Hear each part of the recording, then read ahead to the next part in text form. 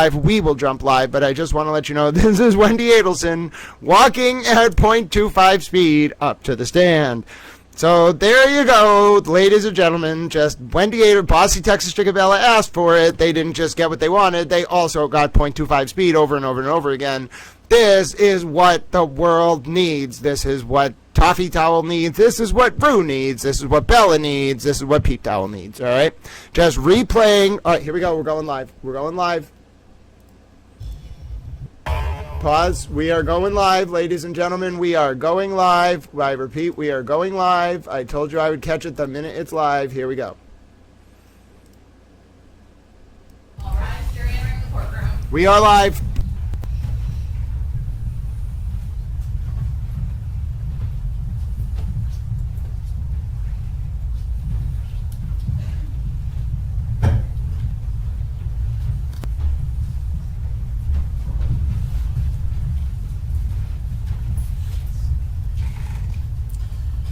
You can be seated. Please raise your right hand to be sworn. Do you swear or affirm the testimony you will give today in this trial will be the truth? Yes. You may be seated. Please adjust the microphone as you need to so you can be clearly heard. Ms. Kappelman, you may examine. Please state your name and spell your name. Wendi Adelson, Wendiadelson. Ms. Adelson, where are you from? I'm from Coral Springs, Florida. And you live in another state now currently, right? I do, yes ma'am. All right. How are you employed? I'm an immigration attorney. How long have you been an attorney? Since 2006. And you're here pursuant to a state subpoena, is that correct? Yes. And that subpoena confers a type of immunity on you. Do you understand that? I do. Okay. Which means that nothing you say here in court pursuant to that subpoena can be used against you at a later time. Do you understand that? I do. Okay, but it doesn't necessarily mean you could never be prosecuted. It just means that what you say in court could not be used in any future prosecution. Do you understand that? Yes. All right. I want to ask you about your ex-husband, Daniel Markel. Is that a fair and accurate photo of Mr. Markel? Yes. When did you meet him? We met originally online. It must have been the fall of my first year of law school, so 2003. Okay. And when did you marry Mr. Markel? We married in February of 2006. Were you living in Tallahassee at some point as a married couple? Yes. When did you move to Tallahassee? We moved to Tallahassee my final year of law school, so that would have been in the summer of 2005. And we were here from 2005 till 2006. We spent a year at the University of Miami from 2006 to 2007, and then came back to Tallahassee from 2007 until 2014. All right. And during the time that you were living here in Tallahassee, did you live over on Trescott Drive? For some of the time that we lived here, yes. And when your first child was born, were you residing at the Trescott Drive residence at that point? Yes. Okay. I think I have a photo of that here. Is that the Trescott Drive residence? Yes. Okay. And how many children did you have with Mr. Markel? We have 2 children. What were their ages at the time of their father's death? It was 10 days before my older son's 5th birthday, so he was 4 turning 5, and our younger son was 3.5. The boys are 14 months apart. And did there come a time when you and Mr. Markel separated? Yes. When was the separation? It was in the fall of 2012. Whose decision was it to separate? It was mine. How did your ex take that news? Well, we talked about it many times before it actually happened, but when the separation became official, he was very upset.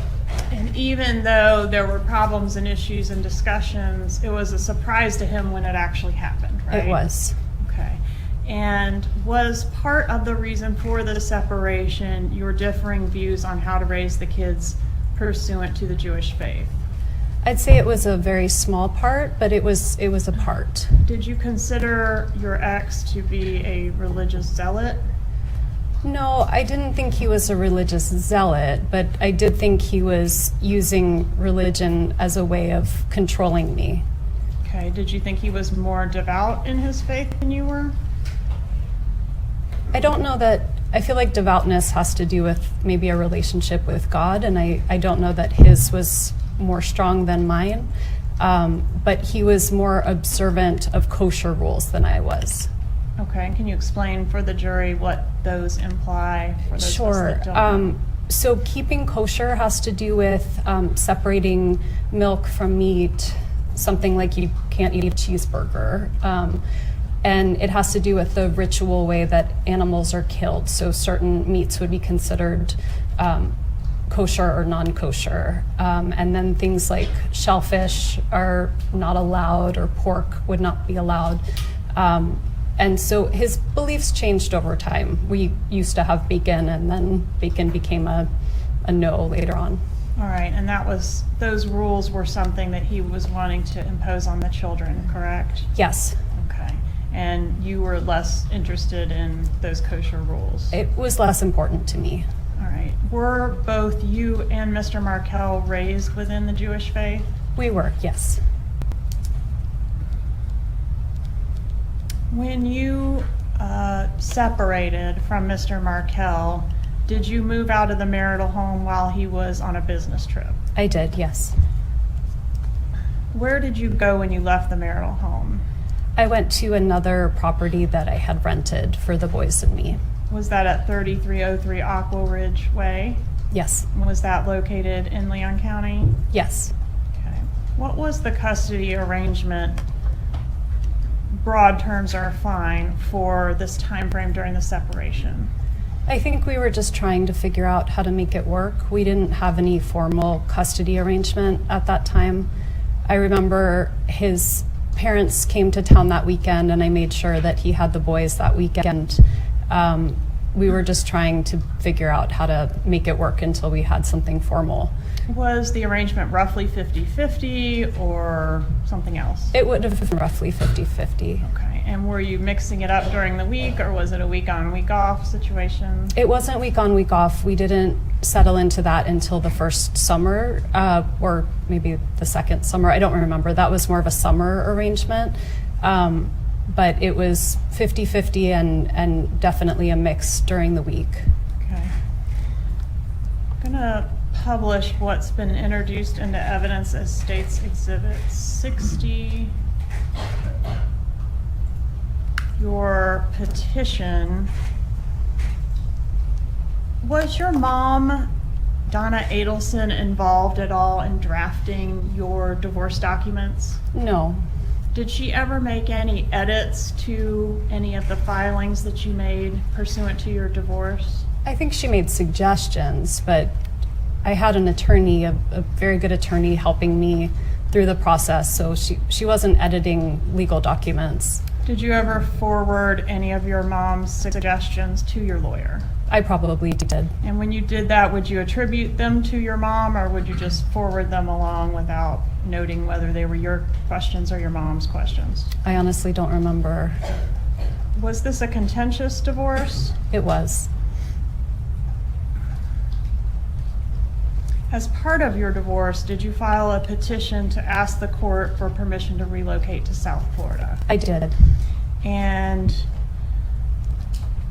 I think that was your amended petition. Not sure if we can see that very well. Here we go. It says the wife also desires to relocate to South Florida in order to provide a better quality of life for the children by increasing their access to close family and providing more stability and consistency. Who was the close family that was available in South Florida for the boys? My mom, my dad, and my brother.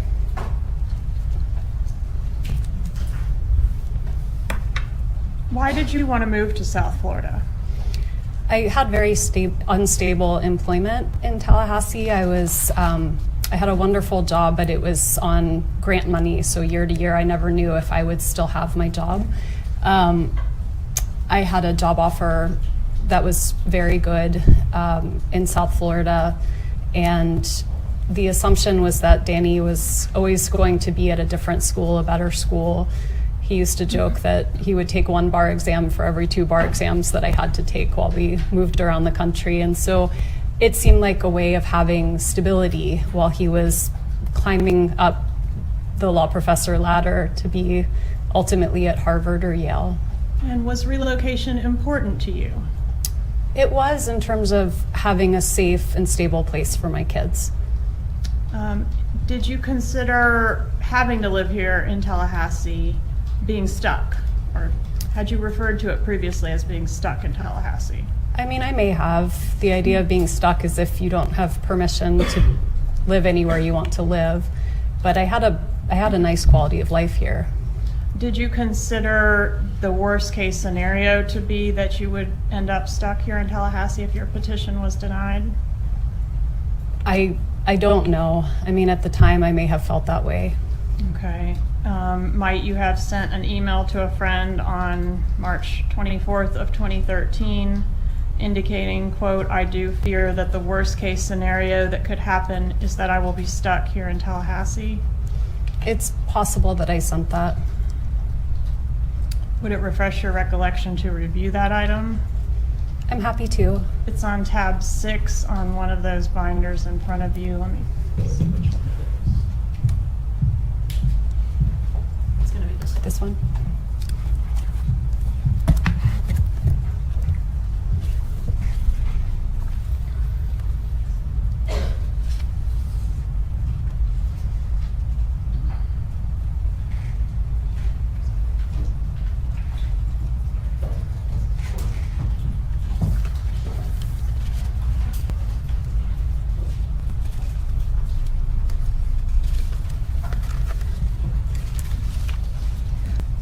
I see it's highlighted, so yes. Okay, and did you also email a friend around the same time frame regarding life in Tallahassee couldn't compare to the life that you would be able to enjoy in South Florida with your brother Charlie and his boat and pool and hot tub and things like that? It's certainly possible. All right, that's on tab 7. Please refresh your recollection.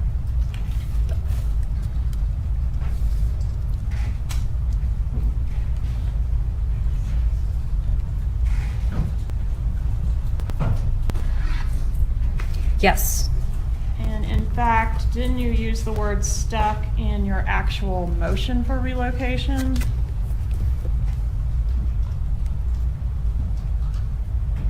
see if we can get there. Here, the wife is merely stuck in Tallahassee until the husband decides that the time is right for him to leave. So my attorney did write that, and that sounds right. Did Tallahassee feel claustrophobic to you? Well, at this point in time, Danny was making lots of unplanned announcements to my office where we worked together. So I would see him at work. I never knew when he was showing up. So I'm sure, this is 12 years ago that's how I felt at that time. Okay, but outside of the context of your relationship with Dan Markel, did you ever express that just the smallness and slowness of Tallahassee made you feel claustrophobic? I don't remember saying that. Please refer to tab 8 to refresh your recollection.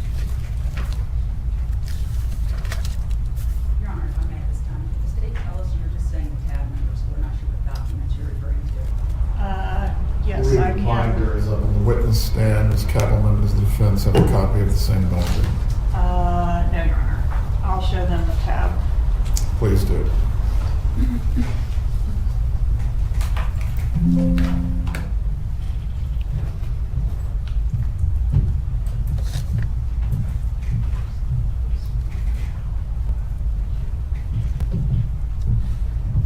That's a dense one. Were you able to find it? I did. I found it's part of a sentence. Can I read the whole sentence? Sure. Tallahassee feels claustrophobic at times, given its smallness and slowness, and the fact that my friends cycle through here with transient regularity. So yes, at that moment in time, that's how I was feeling in 2013. And relocation was pending at the time that you were feeling that way in that moment, right? Yes, ma'am. Okay, and relocation was also very important to your mother, wasn't it? Yes, All right, and did you have some discussions with your mother about relocation? I did. And was that during that time frame when it was pending? Yes, Okay, and do you see your mother in the courtroom here today? yes. Could you please point her out and describe what she's wearing? My mom is on right. I can't see her clothes from here, but she's directly across from me. All right, is she wearing a headset on her head? Yes, ma'am. All right, let the record reflect the witness has identified the defendant. The record will reflect. Your mom didn't want you to be stuck in Tallahassee either, did she? She did not. She wanted the best for you, right? She saw the best for me as not being in Tallahassee. Yes. That's right. She referred to being in Tallahassee, that you were a hostage and a prisoner, right? Yes, she did.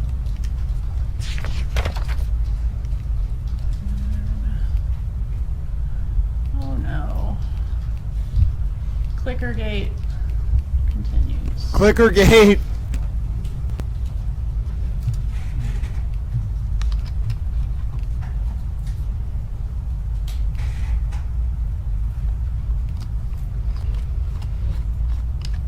Prisoner. Close enough.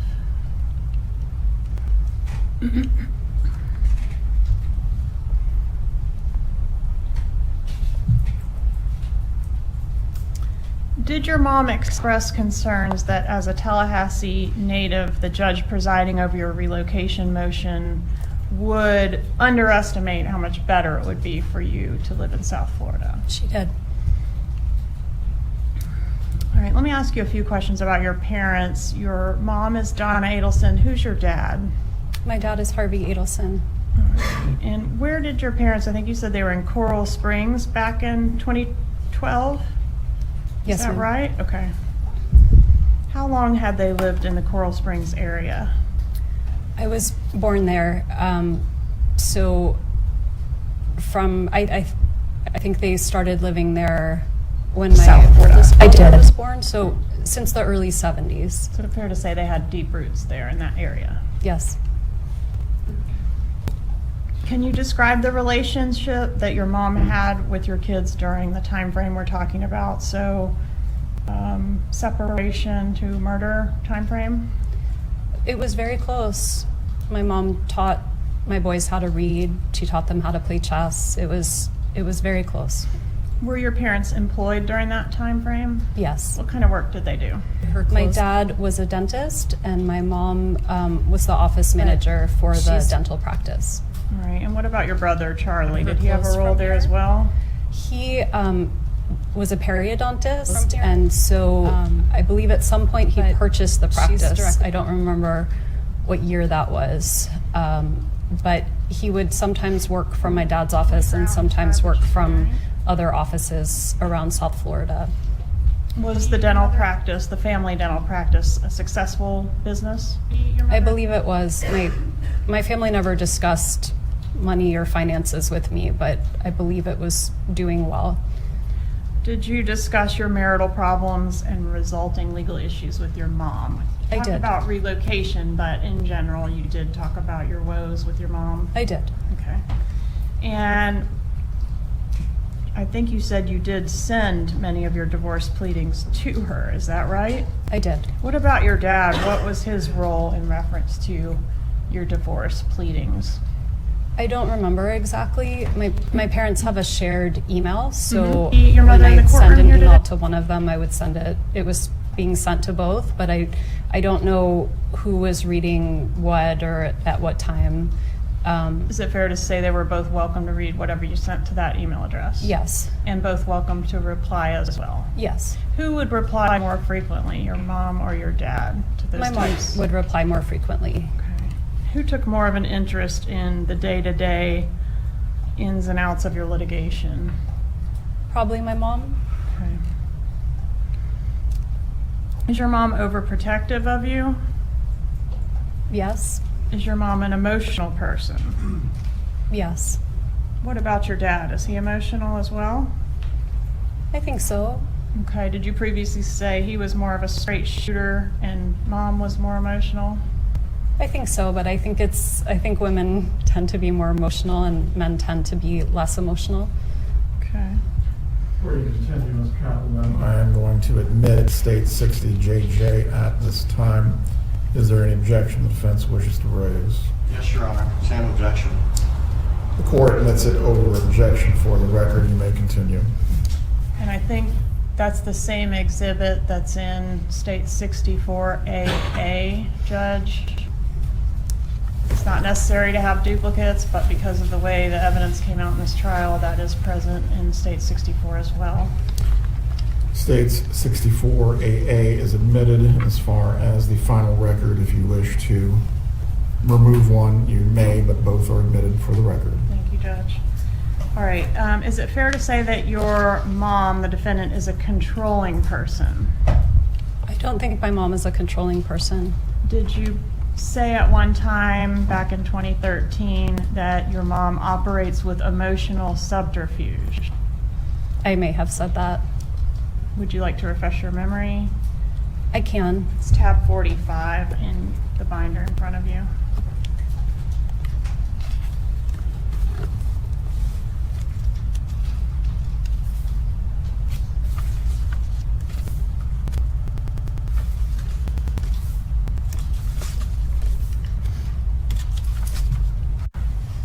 I'm not seeing it. Is it highlighted or is it just in? Oh, no. Copyright. It's in the first paragraph on page 3.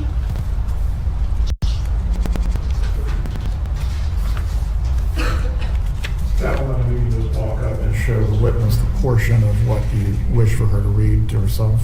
I will, Judge. Page 3. This is 3, I think. Yeah, somewhere there.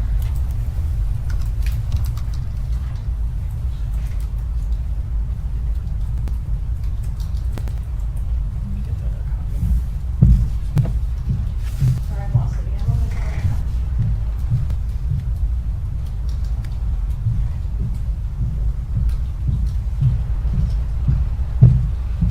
I'm sorry. Right in this copy. Okay.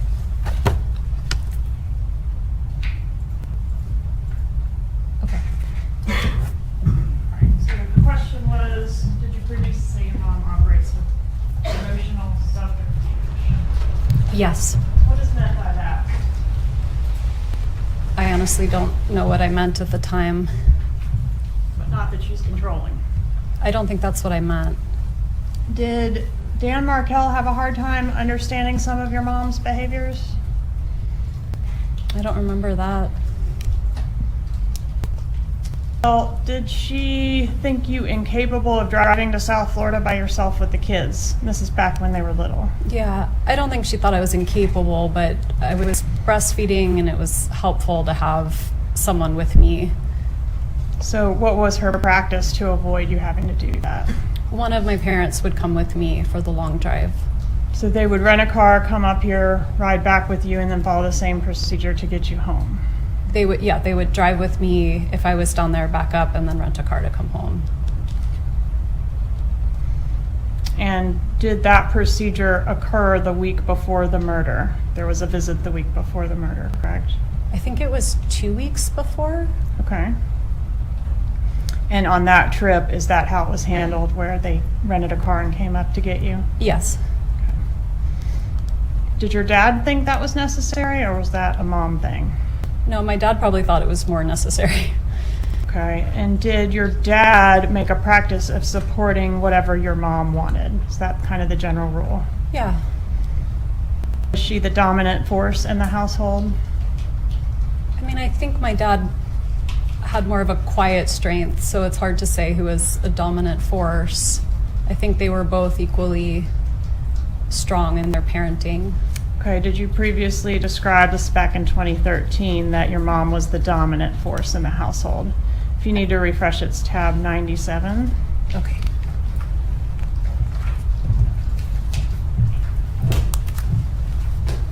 So this one goes up to 93. Is it? Check the very back.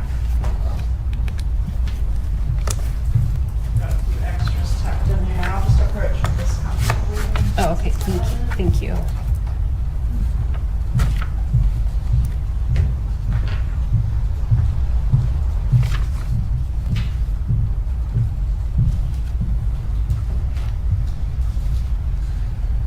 Yes, You did say mom was the dominant force in the household. yes, Did your mom ever try to micromanage your life, yes. your career? I don't know about my career. I chose to be a lawyer. It wasn't a very popular choice in my household. Yes, and there were different types of areas of law that she would have preferred you practice. Do you agree with that? I actually think they were really proud of what I was doing. Not to suggest she wasn't proud of you, but she was encouraging you to pursue a different type of law that would be more lucrative. Do you remember that? I do, yeah. And what about your dating life? Did she meddle there? Yes.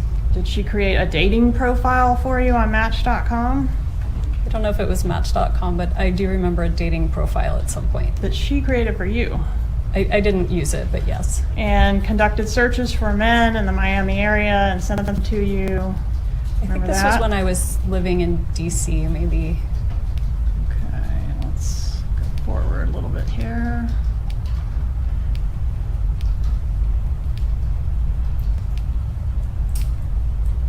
Sorry, we'll get there.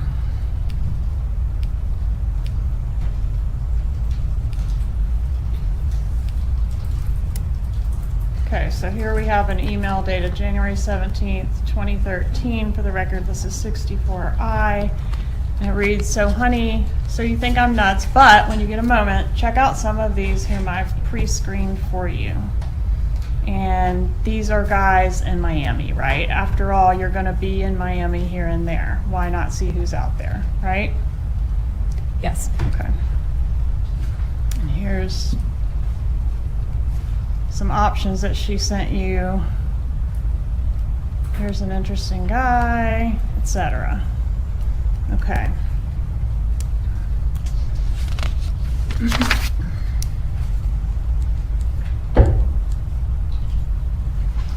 Did you ever feel like your mom was walking all over you? I don't remember feeling that way.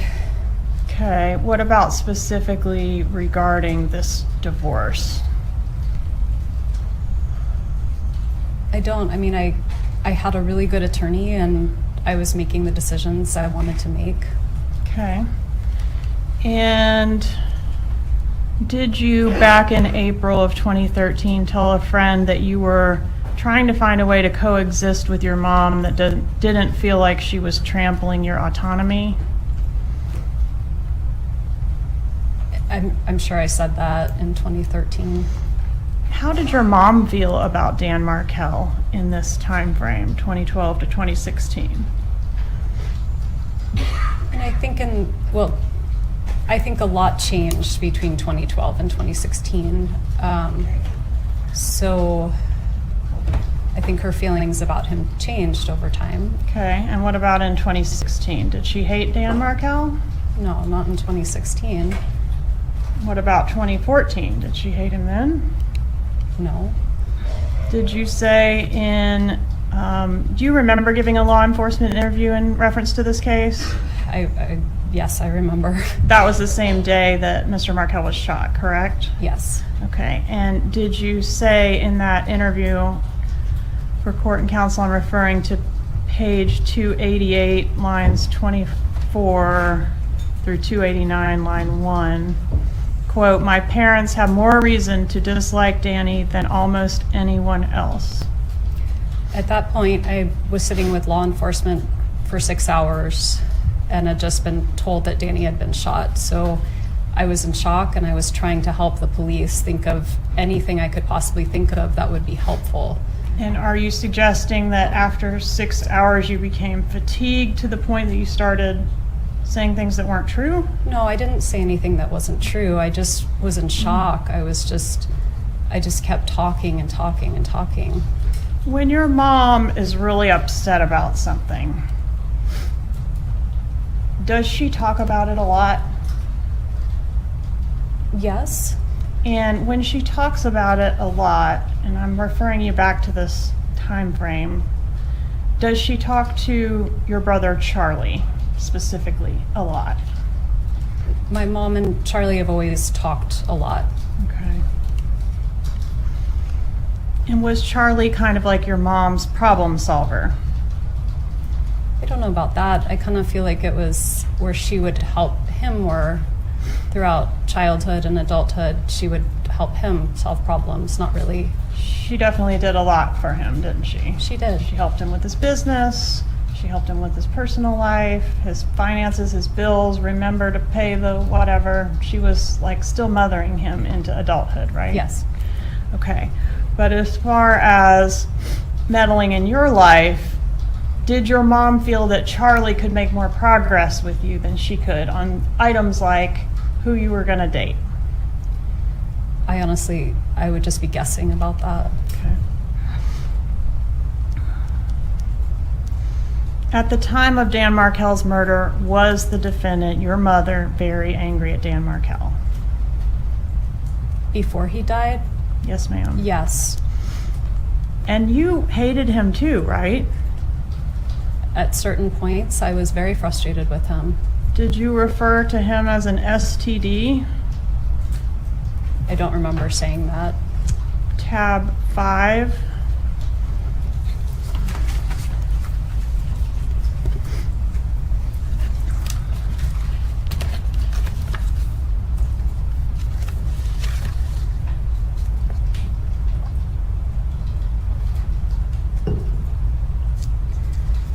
It looks like I made that analogy. Danny is an STD. One wrong mistake, marrying him, and this will never go away. Is that what you said? I did. And did you share that kind of sentiment with your mother? I don't remember ever saying that, so I don't think it's something I said very often. And this was said in an email on February 26th of 2013, correct? It was. Approximately 17 months before the murder? Yes. I don't think it was an email, though. It looks like it was sort of an iMessage. Okay. Did you ever refer to your ex-husband as the Dark Lord? I don't remember saying that, but I certainly might have. Did you refer to your ex-husband as Gibbers? I did. What is the meaning of Gibbers? Gibbers was just a silly name that a friend helped me come up with to basically make him feel less scary. It was nonsense. Did it reference Jew in boots? That I don't remember. It wasn't a friendly name, right? It was a silly name. Did you ever say that you hated Dan Markel? I don't remember saying it, but I certainly could have. Tab 31, please, to refresh your memory.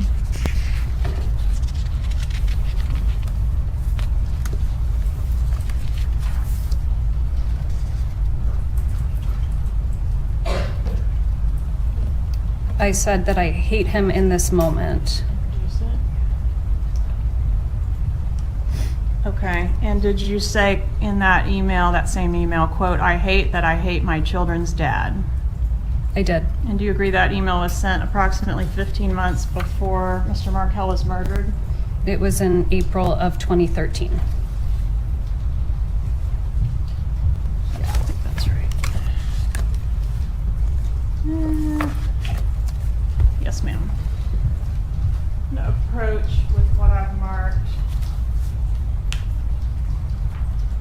as 56A, B, C, and 57. I asked you about the Gibbers nickname. Did you have that nickname stored in your cell phone as Dan Markel's contact name? I did. Approach and show you these exhibits and ask if they're fair and accurate. Contacts, 56A. Who is that a contact for?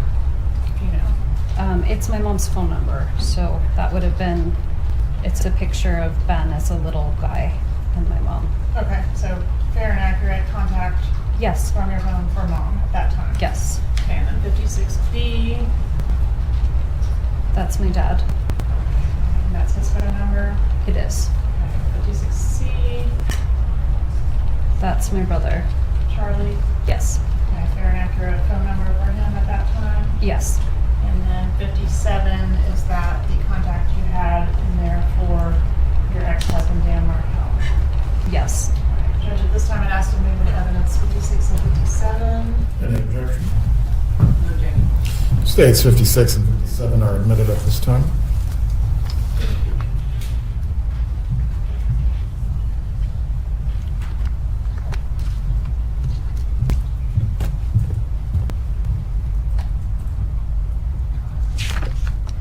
Did you ever refer to your ex-husband, Dan Markel, as an emotional terrorist?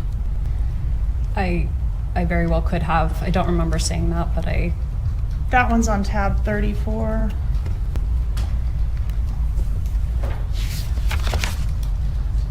I'm so sorry. Is that? Yes, I believe it is 34. It is. I see it. I said it in December of 2013. Approximately 7 months before his murder. December to, yes, approximately 7 months. And tab 35, in June of 2014, did you say of your ex-husband, I hate him so?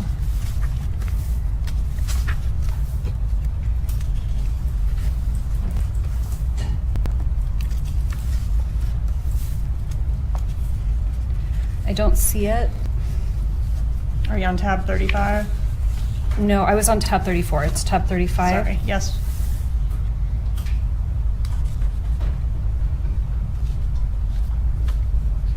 I did write that. And that was approximately 3 weeks before Mr. Markel was murdered, correct? Yes. Okay. Lost my clicker.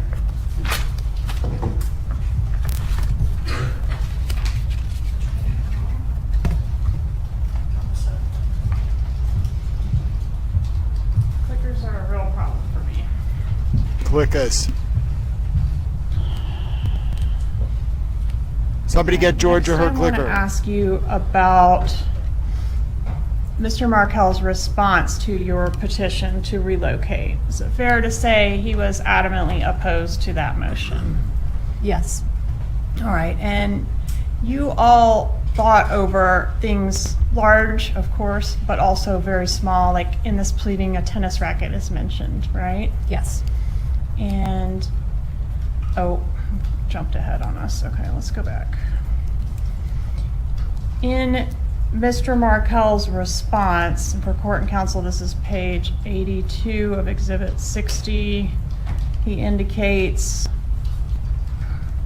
the husband affirmatively alleges that the wife helped herself to non-marital assets, including money and stocks owned prior to marriage, as well as numerous personal non-marital belongings of the husband, such as luggage, bicycle, tennis racket, and family heirlooms. Did you take those things when you vacated the property? I did remember taking his tennis racket by accident, and I returned that, but otherwise I didn't take his belongings. Did you strategize to leave him in a way that would cause or inflict maximum damage upon him? No. Is that something your mom ever said? I don't To your remember that. knowledge? Did you discuss with your mom how and when you would leave your marriage? I did. Do you recall a November 2nd, 2012 email where Dan Markel was saying to you, let's put all this aside. This is all about the kids. Let's act toward each other in a way that they can be proud of. Did he say that to you? I remember reading an email like that. All right, and we talked about the Aqua Ridge apartment, or I guess it was a home, residence. Is this a fair and accurate photo? I've blurred your kids' faces, but of the living space there? Thank you for doing that. Yes, that's our home. Okay. And did your mom help you secure this place to live? Did she have any involvement in that? She did. Okay, what involvement did she have? She helped me move in. Okay, did she help you locate the place to live? I think at so. all? Okay. Did she come up and look at places with you as well? We did. Okay. Did Dan Markel threaten you in the pleadings with federal kidnapping charges? He did. And that was associated with the way he claimed that you left the marriage? Yes. And he says you took the kids and did not tell him where they were for several, I think I've seen days and weeks. Is that true? It's true that he said that. It's not true that that's what happened. What was his position on your motion to relocate? We did talk about it before I filed it, and he was amenable to figuring it out. But once I filed it, he was against it. Okay. Did he allege in his response that the sole stated reason that you wanted to relocate was to be closer to your parents? He did say that in his response. And is that the response that your mom referred to as his 23-page rant? Probably. And she had a lot of thoughts about that particular filing, didn't she? Yes. Okay. And she laid those out in an email to you. I know you remember. That's the whole, your non-negotiable is relocation. Yes. Do you recall having 2 long mediations to try to resolve your divorce without a trial? Yes. And were those mediations successful? They were not.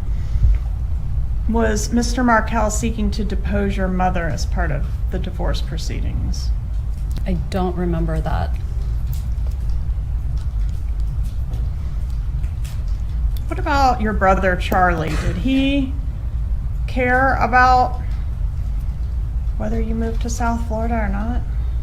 I think so. I mean, I think he would have liked for me to be closer to him and have the kids closer to him. Would it have been okay with him if you had made a decision to stay in Tallahassee?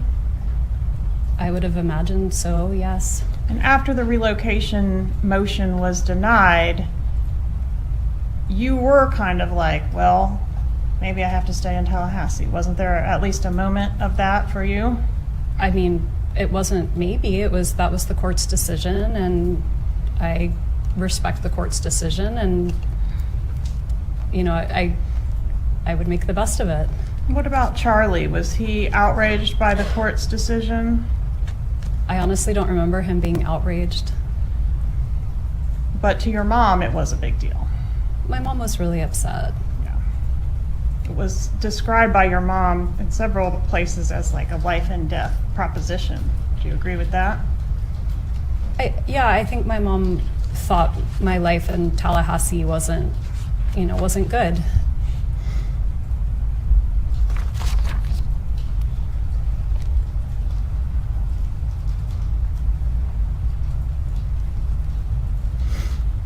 Is it true that you never would have left Dan Markel without your mom's suggestions? Objection, lady. Overruled. She may answer the question based on her own knowledge. I would have left Danny regardless of anyone else's input. I was very unhappy. Did you ever write that you would have never left him without your mom's suggestions? I don't remember saying that. Please refer to tab 41 and see if it refreshes your memory.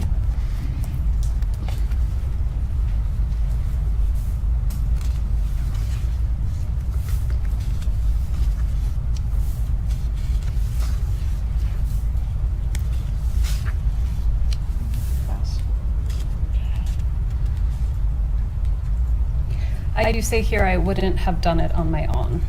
Okay. Did you specifically reference your mom? I say my parents Okay. and brother's suggestions and support. Okay.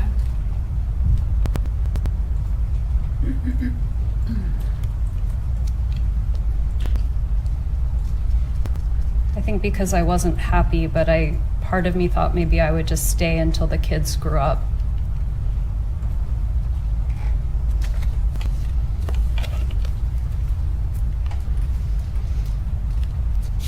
Just one moment, I've lost my place a little bit.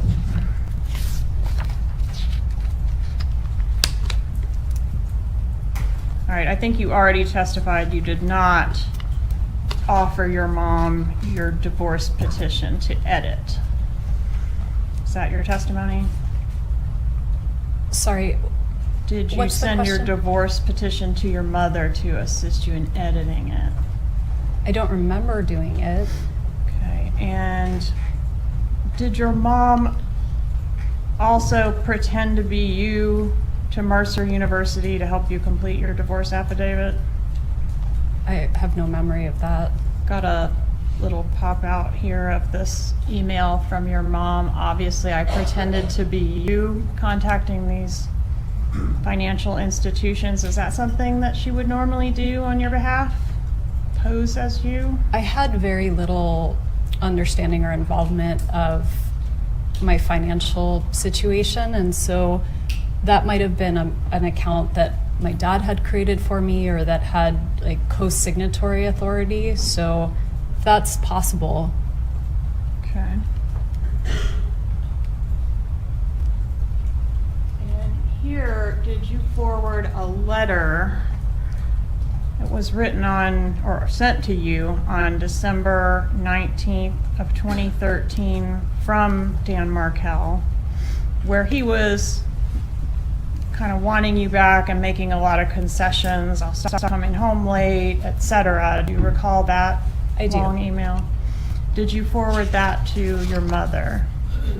I very well may have. And do you recall she replied with sort of a paragraph by paragraph breakdown of that, Dan Markel email? So I see that here. I mean, I certainly didn't remember, but I see that there's a response here. Okay. I think I've got her responses. Did you respond to her? Very nicely done, Mom. This is great. It looks like I did, yes. Okay. And then we go to L.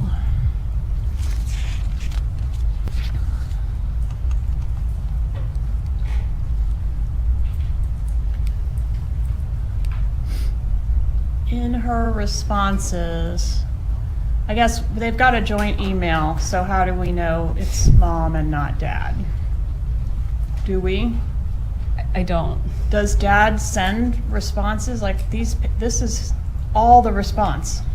Would Harvey detail like that in a response? No, but it could be that my dad and mom were talking and that she was the scribe, right? That they were, that it reflects both of their thoughts and that my mom's the one writing it. And many of the emails are signed Mom and Dad, or they reference Dad and I feel this way. Was it common for your mom to express for the two of them a certain position? Yes.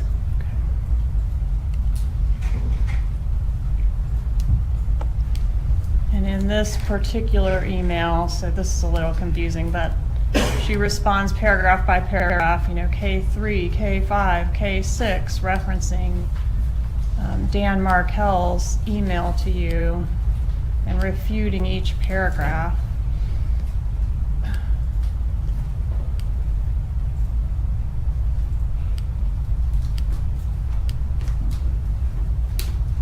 And she felt that his position was outrageous, right?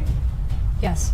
And she thought his religious practices were extreme, didn't she? She did, yes. She was extremely concerned about the well-being of the children in reference to his religious practices.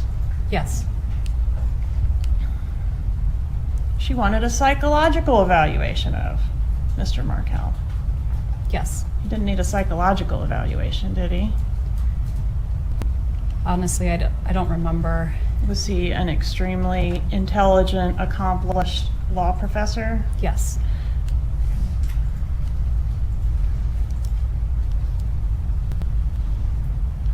Did your mom ever call Dan Markel any disparaging names around this time frame? She did. Okay, including piece of shit? Yes.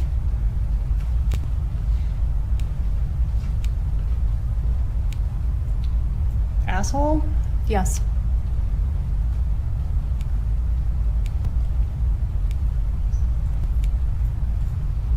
A narcissist. Yes. A bully. Yes.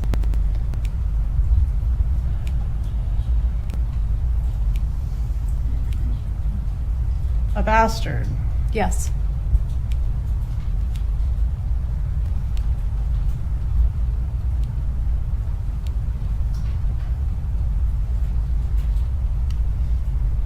Did your mom help you prepare for your meetings with your divorce lawyer? My mom offered help, but I don't think I needed help preparing for meetings with my divorce lawyer. Who was your divorce lawyer? Kristen Adamson. Your mom, in an email dated January 9th, 2013, indicates that she thinks the job opportunities that you had in South Florida was a major bargaining chip in your divorce. Did you agree with that? Did I agree with it at the time? Yes. I don't remember. And she did a lot of work sort of making arguments to that point, didn't she? I believe so. And did you forward your correspondence with your lawyer to your mother? I did.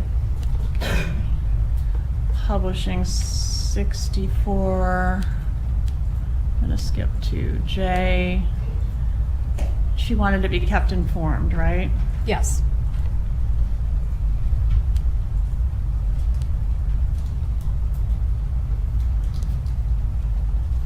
Your mom mentions, let's see if I can find it.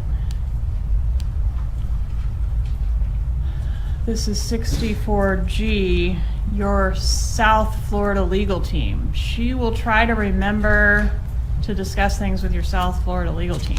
Who was that? I think she was jokingly referring to herself. Oh, she's the South Florida legal team. I don't know who else it would have been. I think that's why there's a smiley face. I think it was a joke. Okay.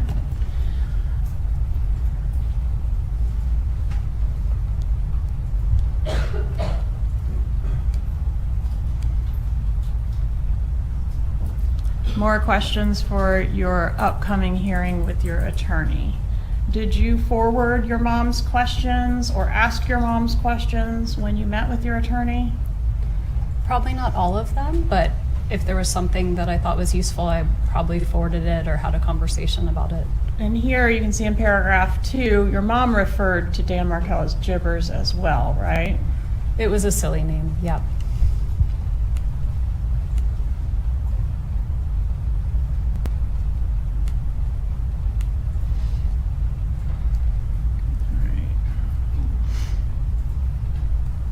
Let's go to the order denying your petition to relocate. Was your mom aware that the order was filed? Yes. Okay. And this is language from the order denied with prejudice, meaning you can't re-raise it, right? Right, you can't refile.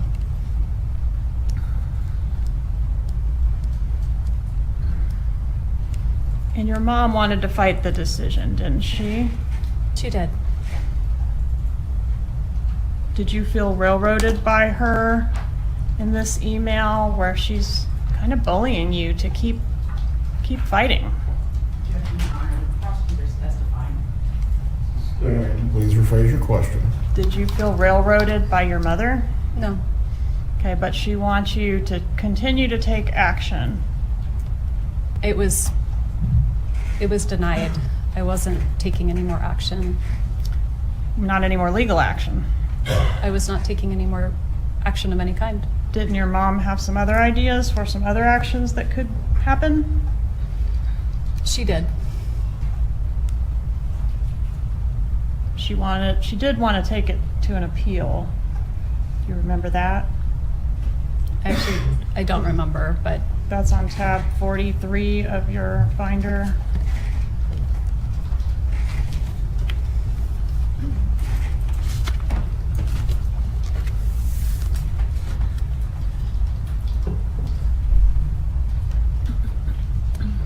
yes, I see. Okay, but she also wanted to develop this plan of action that could be implemented between the time you learned of the relocation denial and your final hearing in court, to maybe strong-arm Mr. Markel into agreeing to the relocation? Do you remember that email? Yes. Okay, and she had some ideas for how to do that, right? Yes. And she said Jibbers hasn't beaten the Adelson family yet. Yeah? Yes. Okay. So what was her plan of action? What did she suggest you could do to get Dan Markel to relent and let you take his kids to South Florida? She suggested that I pretend that the boys had become Christian. Is that something you would ever consider doing? No.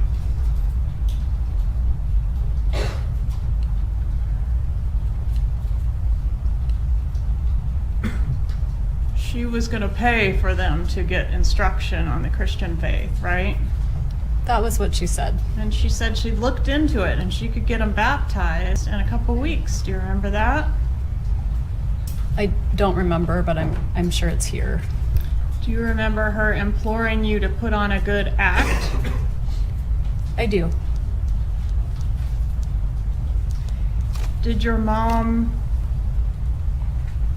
I don't know, do you have any acting training? No. Do you know why your mom would Google how to teach an actress emotion?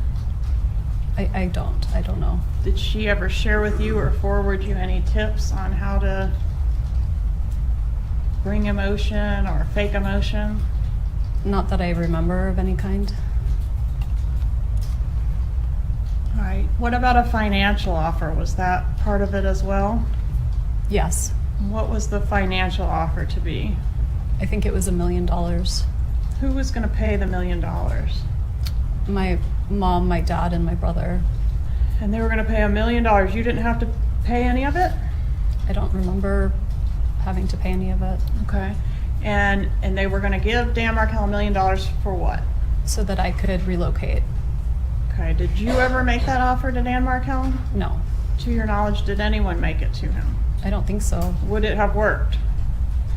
I don't think so.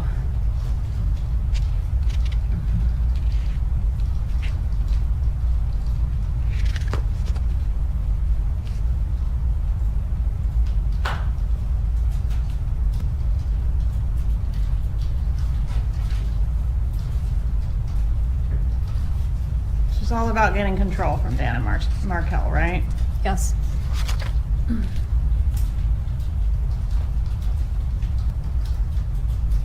And you told her these ideas were crazy, didn't you? I did. I will not be introducing my children to Christianity. I truly believe it will backfire. Again, Your Honor, the prosecutor's testifying and leaving. As the counsel testifying, sustained, please make sure you're asking open-ended questions to the witness. Ms. Kappelman, I'm reading from State's Exhibit 64V, which is in evidence. please proceed. Did you say it would backfire? Yes, those are my words. And what did you mean by backfire?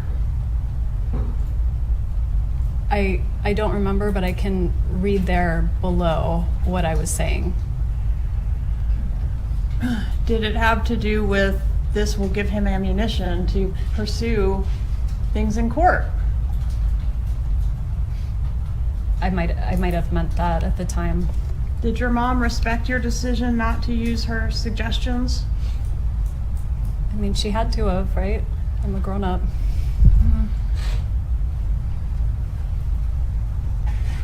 She kept pushing though, didn't she? She was suggesting other ideas. Okay. January 27th, 2013 email 64W. Charlie brought up a good point when he said that Americans were dropped behind enemy lines during World War II wearing Nazi uniforms to get what they wanted. They had a job to get done, and they did what they needed to do to accomplish it. You have a job to get done and a very short time frame to accomplish it. If you dressed your kids up in Hitler Youth uniforms and brought them down here, I could care less if it was an act of defiance and would show Jibbers that he's not in control. Did she suggest that to you? Yes.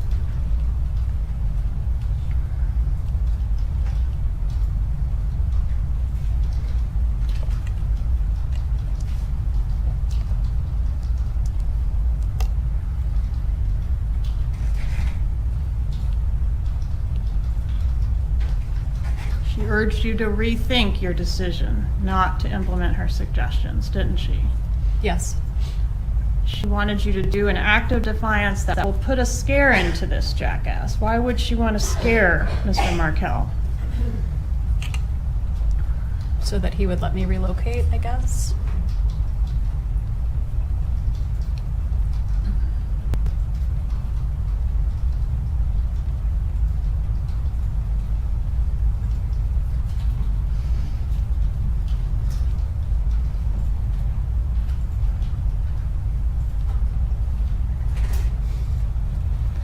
She says here, and I'm still on 64W, I don't know how much of the big picture you're seeing, honey. I don't know if you can realize that not only what you can provide for your boy's life, but for your own life, all depends on this change. This is a once-in-a-lifetime opportunity. So she did view this as a very serious matter, right? Yes. And she's sending all of this after the relocation is denied, right? Yes. Everyone has a price. Fight for yourself. Okay, I'm showing you this slide also from Exhibit 64W, which indicates that you were going to go into the $1 million offer as a third. Does that refresh your memory on that deal? I mean, it refreshes my memory, but it's not something I ever considered or thought about doing. So you would not have paid up the No. third of $1 million? No.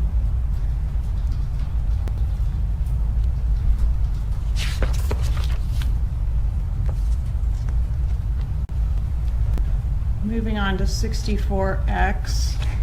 This is an email in which your mom expresses opinions on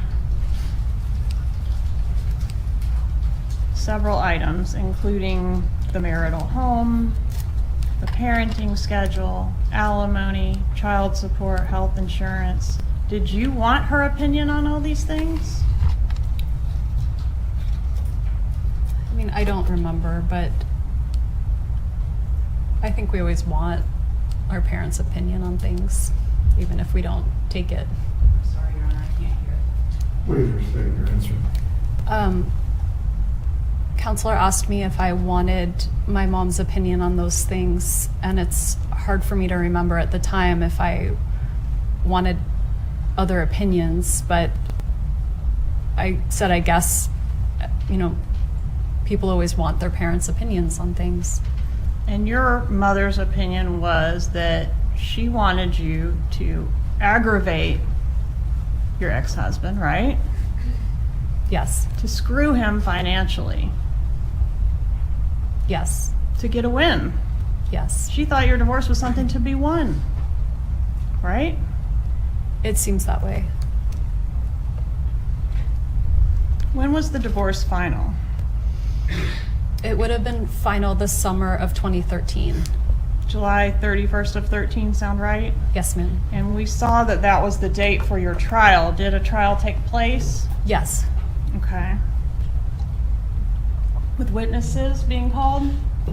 No, there weren't any witnesses. Okay, so it was a settlement. Yes. And did you reach the settlement on the day that the trial was supposed to be conducted?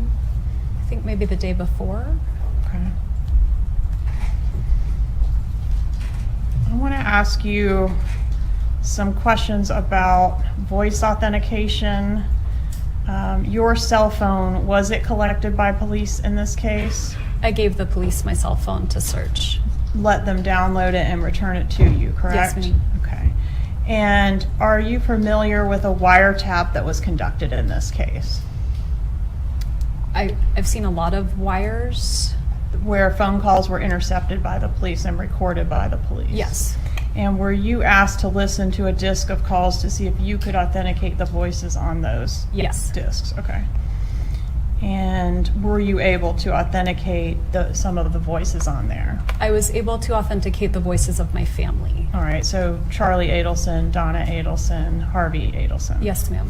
All right, and did you initial on State's Exhibit 135 by each of those voices that you were able to authenticate? I did.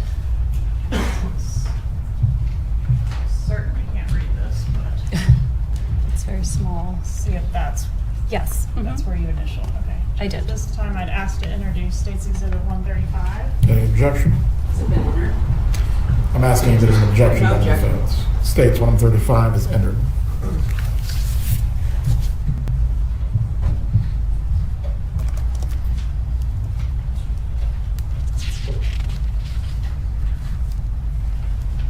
After the divorce was final, was there any more litigation between you and Dan Markel? There was. All right, and who was the first one to file something after the divorce was final? I don't remember who was first to file.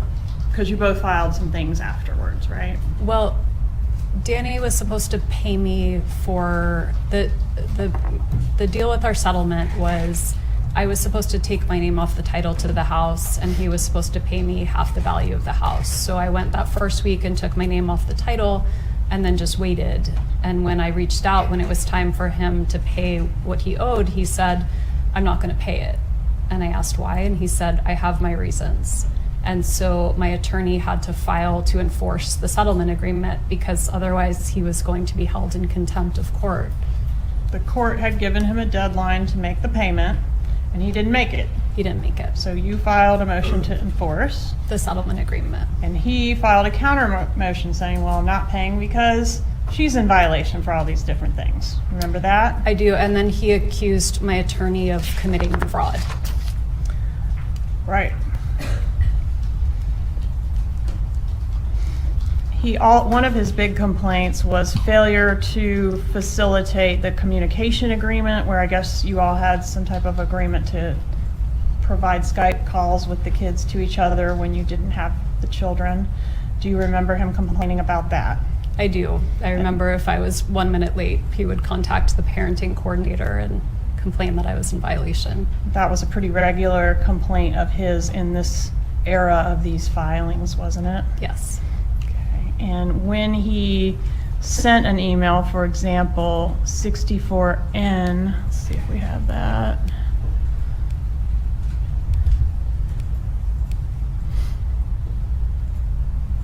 Alleging these sorts of violations and including, quote, accusing you and your mother of making zero efforts to facilitate communication between he and the kids. Did you forward this email to your mother? I don't remember if I did or not.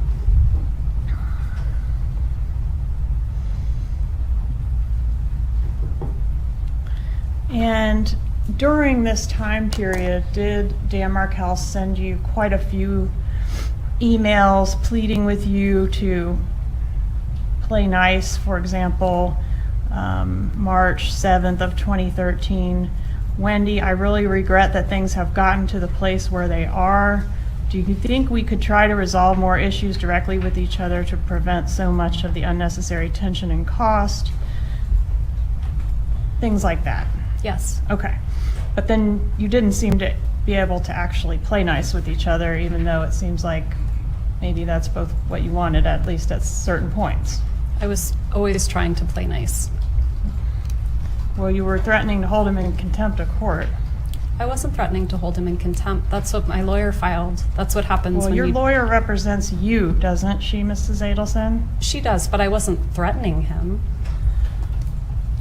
Did you cease all Skype communication between Dan Markel and the boys on March 12th of 2013? I don't remember that, no. Tab 54, please.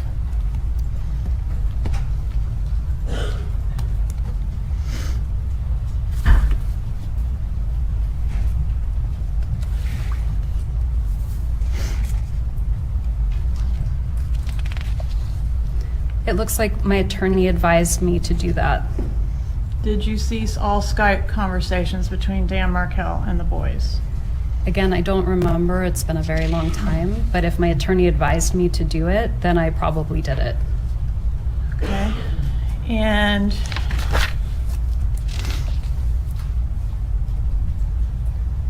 the day that you filed that motion to enforce the marital settlement agreement and hold Dan Markel in contempt, see if I can find that. What was the date of that filing? It looks like it was October 31st, 2013. Was that the same date that you backed out of the contract to buy a house here in Tallahassee? I don't remember if it was the same date, but at that point I didn't have the money I needed to buy the house because Danny didn't pay what he was supposed to. Okay, but you don't remember which day you backed out of buying the house? I don't. Could it have been the same day that this was filed? Halloween of 13? It may have been. Okay, and was it Charlie, your brother, who talked you out of buying the house? No, I didn't have the money to buy the house. So you don't remember him discussing that with you? No. Okay. And did your mom have a position one way or the other on whether you would buy the house? I don't remember.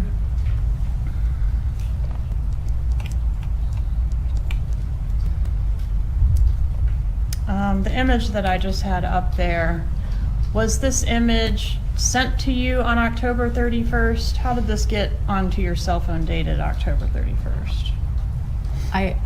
It looks like something my brother would have sent me at some point. I don't remember if it was what day it was, but I remember seeing that picture. Okay, do you have any reason to dispute the metadata associated with it on your phone? No, ma'am. Okay, and you recognize your brother in this photo? I do. And who's the woman he's pictured with here? Katie. Is that Catherine Magbanua? Yes.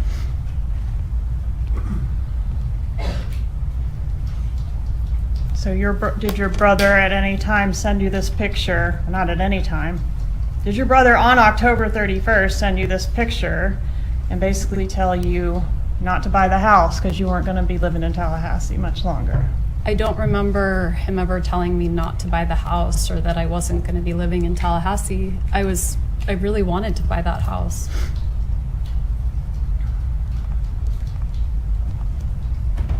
Do you remember, after all the drama with the Skype, asking your mom, let's see if I can find it here, to help you work on the Skype thing because it was becoming a real problem between you and Mr. Markel?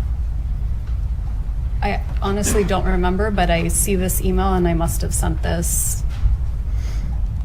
And then a few months later, in February of 14,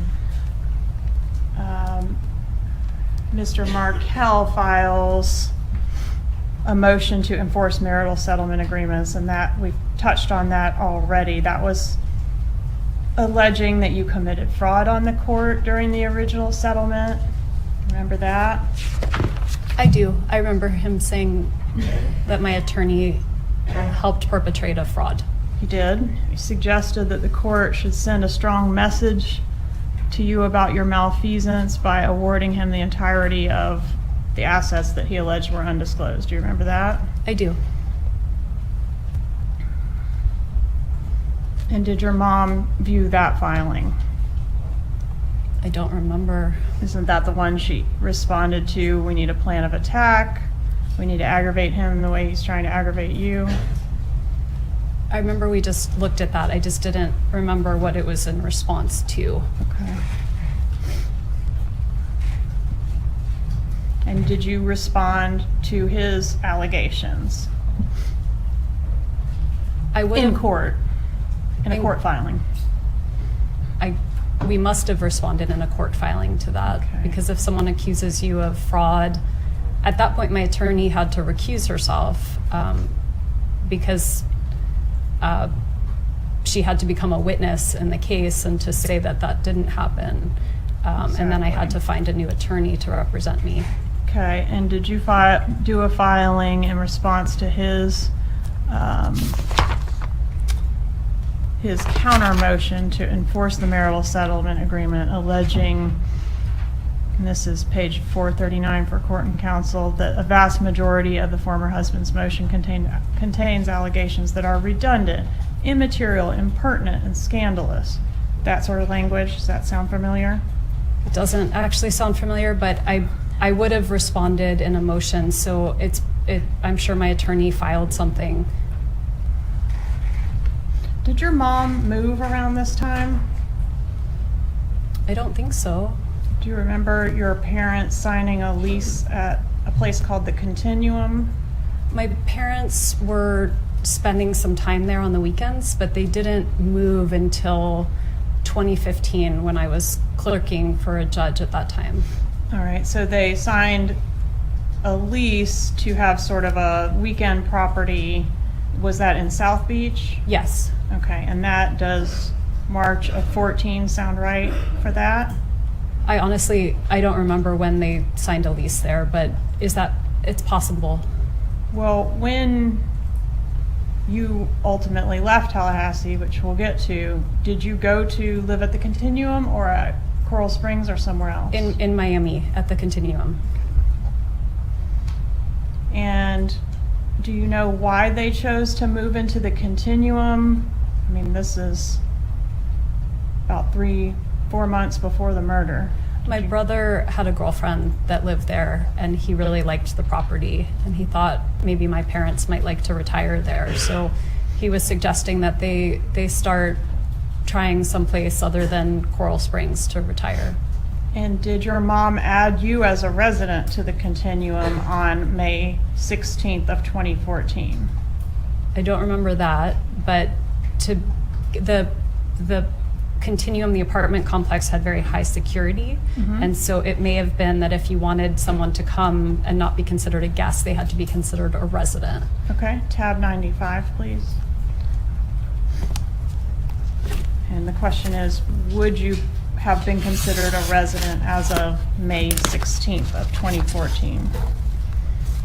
And I don't know, so you want me to see whether on this document I was added as a resident? Yes, ma'am. It looks like I was added and my brother were added, and then my other brother was the in case of emergency, and it was in April of 2014. April of 2014. Okay, so about 3 months before the murder? Yes, And that was just so that you could come and go whenever you were visiting? that was my understanding. Do you recall a motion being filed by Dan Markel that we've referred to as the grandma motion? No. Did Dan Markel in March 26th of 2014 file a motion seeking to preclude your mother from having unsupervised contact with your kids? I don't remember him filing that motion, but it sounds like if it's a motion you have a name for, then it exists. And in that motion, do you recall, or does it refresh your memory, that he was saying, Grandma, the boys were telling him, Grandma says you're stupid, Grandma says she hates you, and as a result, he was concerned about your mom alienating the kids or turning the kids against him? I remember hearing about this motion. Okay. And that is a motion that was never got to be heard, right? That was part of the motion to enforce the settlement agreement, But which was never heard which was never heard. because he was killed. Because, yes.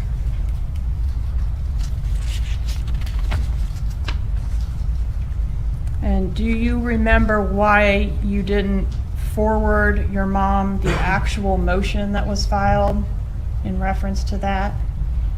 I don't.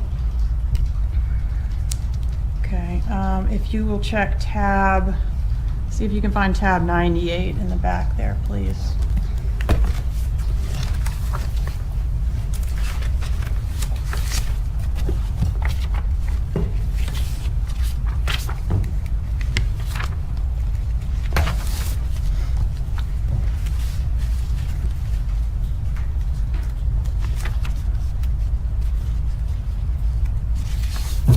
I have tab 98. Okay. Does it refresh your recollection as to the question, which is, where was your mom on the day that the relocation was filed, which for your reference was 3/26/14.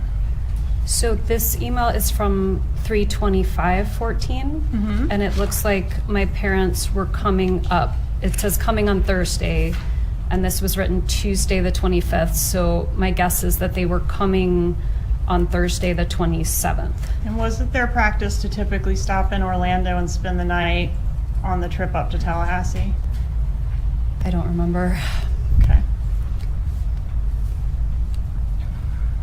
The allegations that are laid out in Dan Markel's motion were sent to you in an email before the motion was ever filed. Do you remember that? I don't remember that, no. In Publishing 64AA, a December 16th, 2013 email. This email indicates that Dan Markel is going to be introducing a major issue, grandparental alienation. This will be part of our ongoing effort to resolve outstanding issues, but basically at the bottom there, Ben announced to me Abba. What does Abba mean? It's Abba. It means father in Hebrew. Father. Grandma says you're stupid. Okay, and he detailed.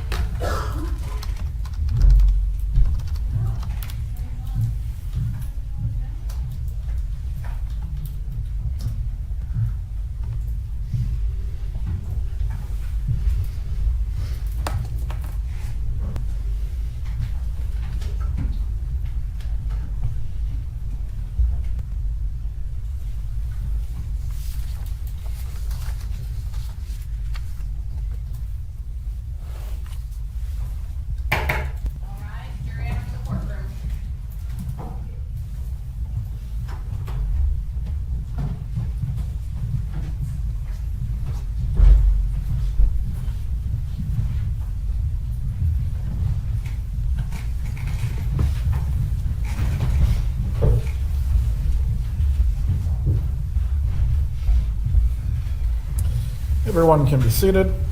Ms. Kappelman, you may resume with your examination of the witness. Thank you, Judge. Ms. Adelson, I want to ask you a little bit about your brother, Charlie Adelson. How is he older or younger than you? I'm the youngest of the three children, so both my brothers are older than me. How much older than you is Charlie? He's 2.5 years older. And in the time frame 2013 to 2014, how much time were you spending with Charlie Adelson? I don't remember spending a lot of time with him. I was in Tallahassee most of the time, and he was in South Florida most of the time. Did you speak with Charlie regularly during that time? We did.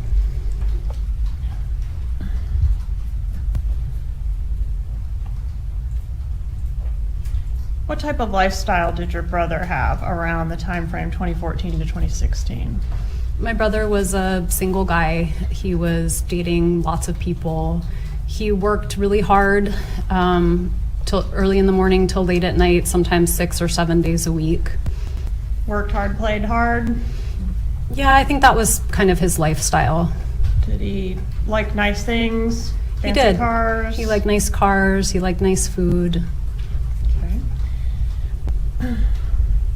Did you, during the phone conversations you had with your brother during that time, did you talk much about your marital problems? I mean, to be honest, I don't remember, but I'm sure we talked about it. Is it fair to say during the year or so leading up to Mr. Markel's murder that your brother did not like him? I think that's fair to say. Did your brother joke about hiring a hitman to kill Dan Markel? He did make that joke. What was the joke specifically? My brother had bought me a TV as a divorce present, and he would make the joke that the TV was cheaper than hiring a hitman. Did you ever tell Jeffrey Lacasse about that joke? I may have mentioned that joke to Jeff Lacasse. Who is that? Jeff Lacasse was someone that I dated after Danny and I got divorced. Had he met your parents? I think he may have met them once, but you- not in any kind of formal way. Just my parents were visiting and he might have said hi, something like that. Did your parents express any opinion about him, whether they liked him or not? I don't remember them really taking notice of him. Do you remember sending a text back in on May 28th of 2014 that saying, quote, "My parents are not into him," referring to Jeff? I don't remember sending that text.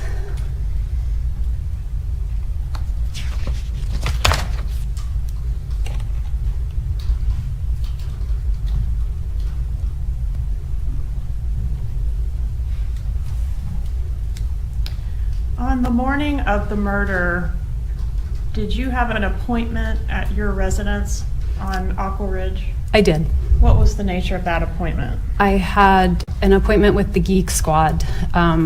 There were some vertical lines on the TV. I didn't know if maybe one of my kids had tapped it or touched it, but it wasn't working. And so I had an appointment, and they were scheduled to come sometime between 8 and 12. And was that the TV that was the same TV that your brother joked he got you as a divorce present because it was was. cheaper than hiring a hitman? Yes. Okay. And on the morning of the murder, did your mom text you about the TV repair guy being on the way or coming to your house? She did. I didn't buy the TV, and the TV had an insurance policy that came with the Geek Squad help. So I think they reached out to her first, and then she let me know that they were coming. The TV was under warranty, right? I believe so. But the damage that you had was not covered by the warranty, was it? I don't think so. Okay, and do you recall how long the TV repairman was at your house? I don't. It was a reasonable amount of time, so maybe an hour or so. And why did it take an hour to determine that the TV couldn't be repaired or was not under warranty? I don't know. I don't know a lot about AV equipment. And the TV repair guy, well, I guess I should ask, were you upset, crying and upset during the time that the TV repairman was there? I don't think so. Were you particularly upset about the TV, the fact that the TV couldn't be repaired? I don't think so.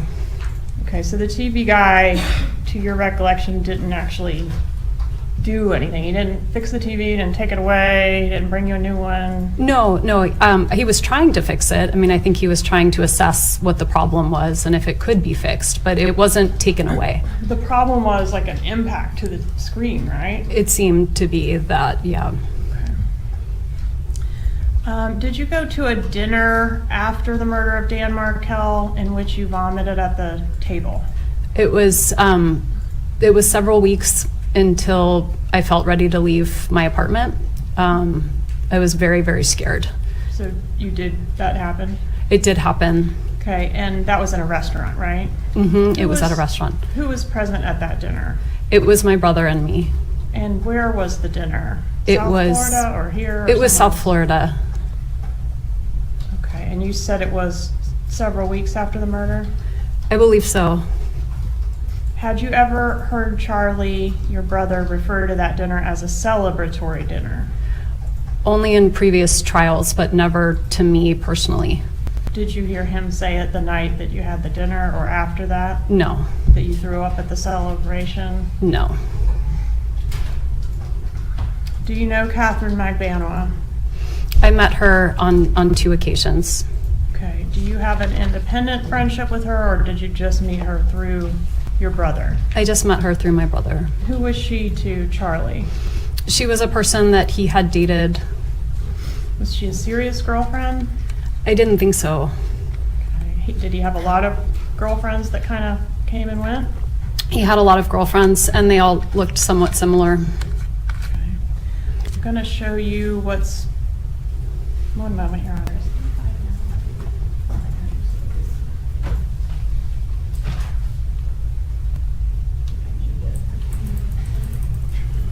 Show you what I marked as 35.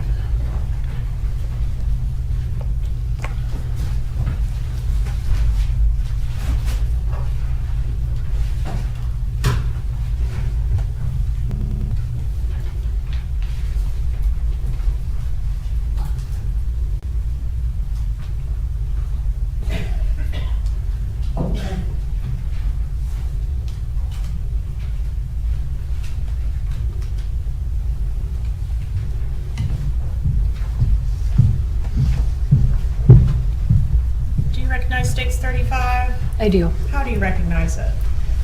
This was a visit. I went to the beach with Catherine and a friend of hers for about an hour. Catherine Magbanua? Yes. All right, and when was this photograph taken? It was Father's Day weekend of June 2014. So just about a month before the murder? Yes. And was this the first time you'd ever met Catherine Magbanua? It was the second time.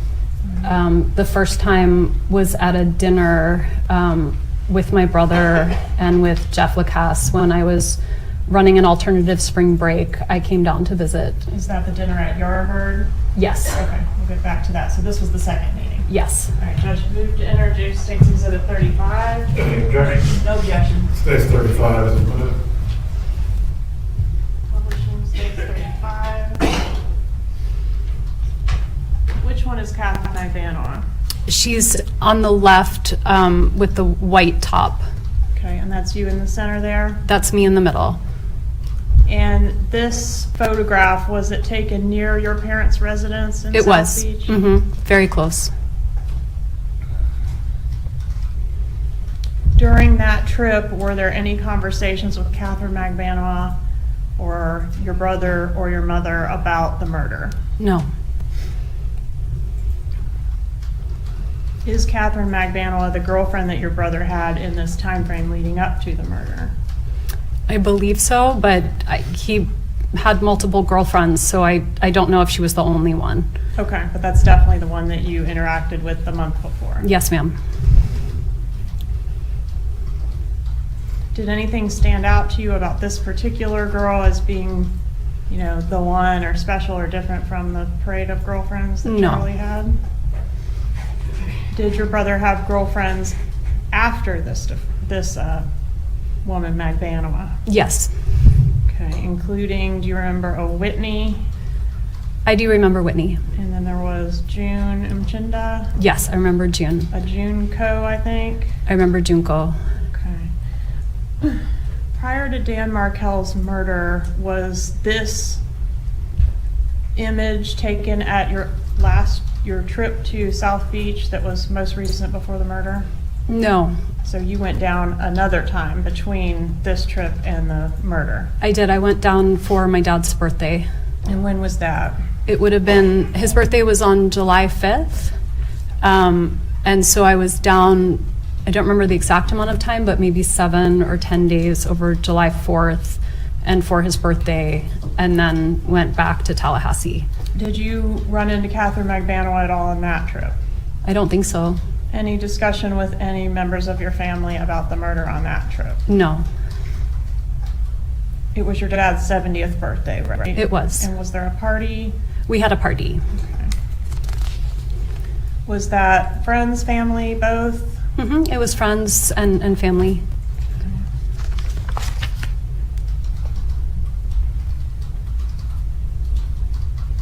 And I think, is this the trip that we were talking about earlier where your parents had come to Tallahassee to fetch you and take you down south? Yes.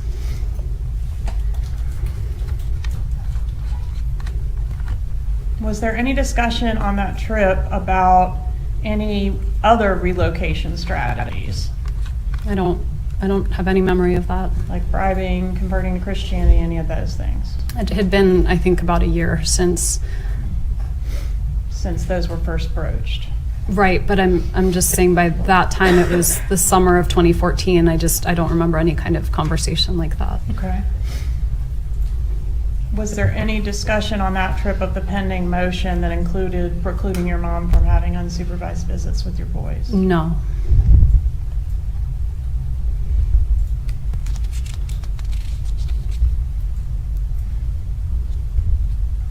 Do you remember the time frame that the repairman was at your house on the morning of the murder?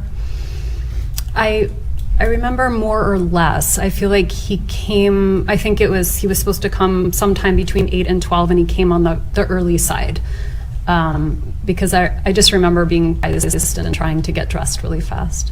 Okay, and Dan Markel was killed between 8 and 12, right? We know He was. that now. Who paid the repairman that came to your house? I think he was under contract, so I don't have a strong memory of that, but I don't remember paying him. It's possible that I did.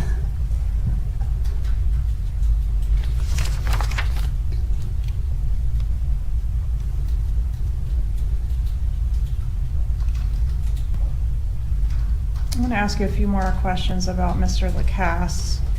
You said you might have mentioned the joke to him about TV's cheaper than a hitman. Did you ever use the term TV as code for the murder in any context? No. Did you ever hear your mom do that, other than the recordings in this case? No.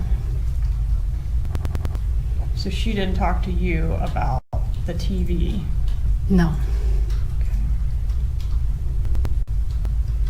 Did you see Mr. Lacasse, and you said that was somebody that you had been dating around the time of the murder, is that right? We had broken up just before that week that Danny was killed. All right. Did you have an occasion to see him on July 13th of 2014, so just about a week before the murder at your residence? I don't remember him Remember being that? at my residence, but I do remember seeing him around that time. Okay. And on July 13th, 2014, do you remember asking to share something in confidence with Mr. Lacasse? I don't remember doing that.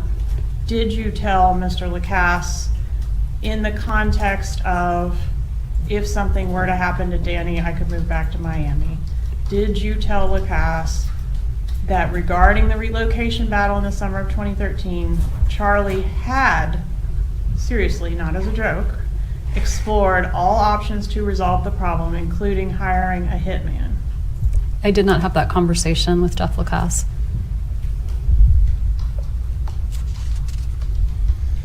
And I think you said the week before, but wasn't it actually about, I think it was 4 days before the murder, you sent an email to Mr. Lacasse? Do you remember that email, bump in the road?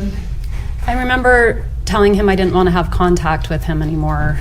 I don't remember exactly what date I sent it, but whatever date Sunday or Monday of that week would have been around when I sent it.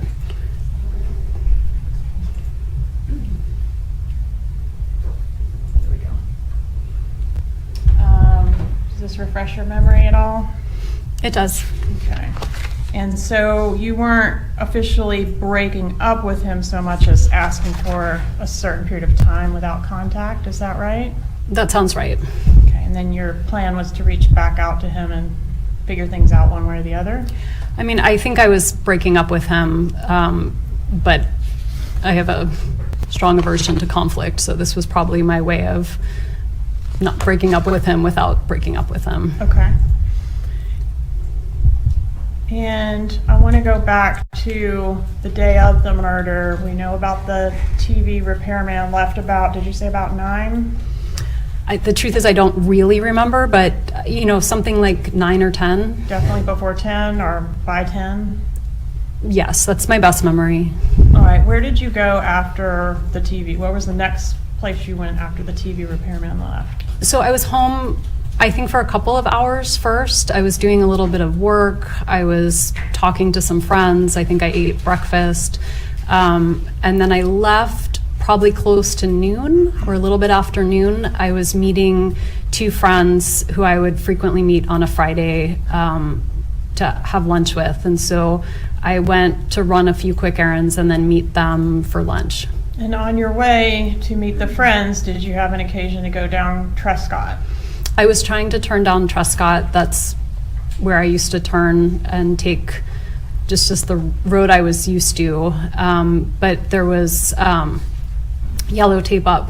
And so when I tried to turn, I couldn't turn. So I made a 3-point turn and kept going on Centerville. And so you encountered a police roadblock at that location? Yes. Okay, couldn't go any further because there was a police car and some yellow tape, right? Right.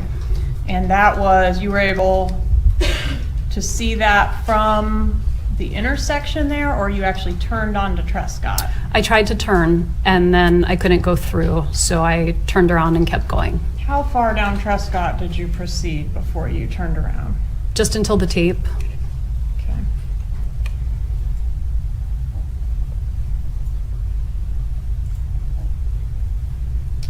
Which one of you or your ex-husband had the kids the night before he was killed? The night before, they were with Danny. Right, so it was his responsibility to take them to preschool that morning? Yes. Who was supposed to pick them up from preschool that day? I was supposed to pick them up. Had you talked to Dan Markel or your children that morning before you encountered the roadblock? I hadn't talked to the boys because it would have been, I wouldn't have talked to them, you know, they didn't have cell phones, they were little, so I only would have spoken to them if I had gone to the preschool and seen them, but I didn't do that, so I hadn't talked to the boys. I'm sorry, what was the second part of the question? How about Dan? Did you speak to him that morning? We didn't. We had plans to talk. We had traded some text messages and emails, and then I called him and he didn't pick up, and that was the last contact. Did you attempt to call Dan Markel when you encountered the roadblock? No. Did you attempt to call your kids' daycare after encountering the roadblock? No. Did you notify anyone that you observed the roadblock? I was talking on the phone at the time, so I may have said to the person I was talking to, oh, I'm trying to drive, but I have to turn around, hold on. Okay, that was probably a bad question. Did you attempt to investigate in any way or ask anyone what the roadblock was about? I wasn't concerned about the roadblock. Was Mr. Markel scheduled to leave town the day after he was killed?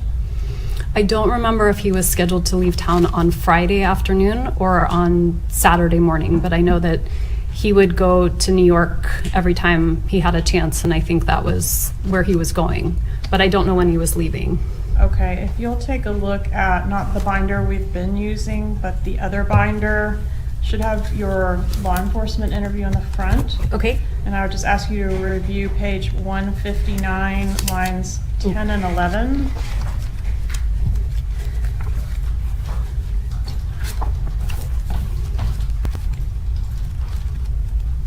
I think it's the very, are you able to find it? Sorry, when he had plans to be out of town, he was leaving on Saturday. Okay. So it looks like I knew that he was leaving Saturday. All right, and you knew he was planning to go to New York? Yes. Okay, do you know how, if the killers knew that he was leaving town the next day, do you know how that information got to them? I don't. Did your brother Charlie know that information? I don't To your know if knowledge. I don't know if he knew that information. Did your mother know that information? My mom usually knew our schedule, so she probably would have known that I was going to have the boys.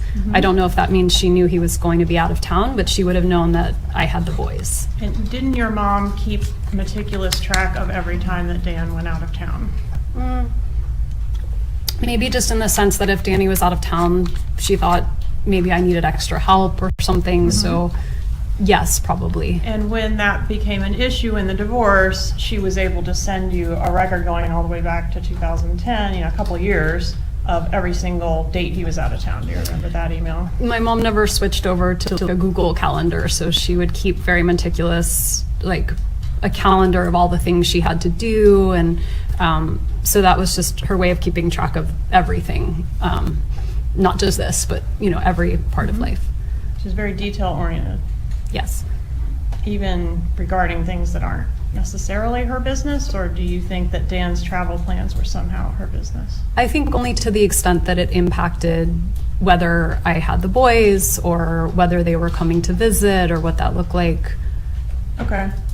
Did Mr. Markel leave you a message on the morning of his murder? He did. Okay, and did he indicate on that message that he was going to the gym that morning? He did. And specifically, did it tell you he'd be at the gym between 9:15 and 10:30? I don't remember, but that sounds about right. All right, and would he have given you that much detail because you were planning to try to touch base to talk, right? Yeah, we were trying to have a conversation. And was the conversation something about one of the children's schooling? It was.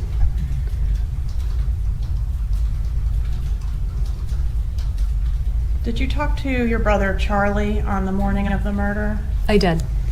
And does an 18-minute conversation at 9:30 a.m. that day sound correct? It does. Do you remember the nature of that conversation? I do. I didn't purchase the TV, so I didn't know how much the TV cost. And so I called him to find out if it made more sense to get the TV repaired or buy a new TV, because I didn't know what the delta was there. Okay.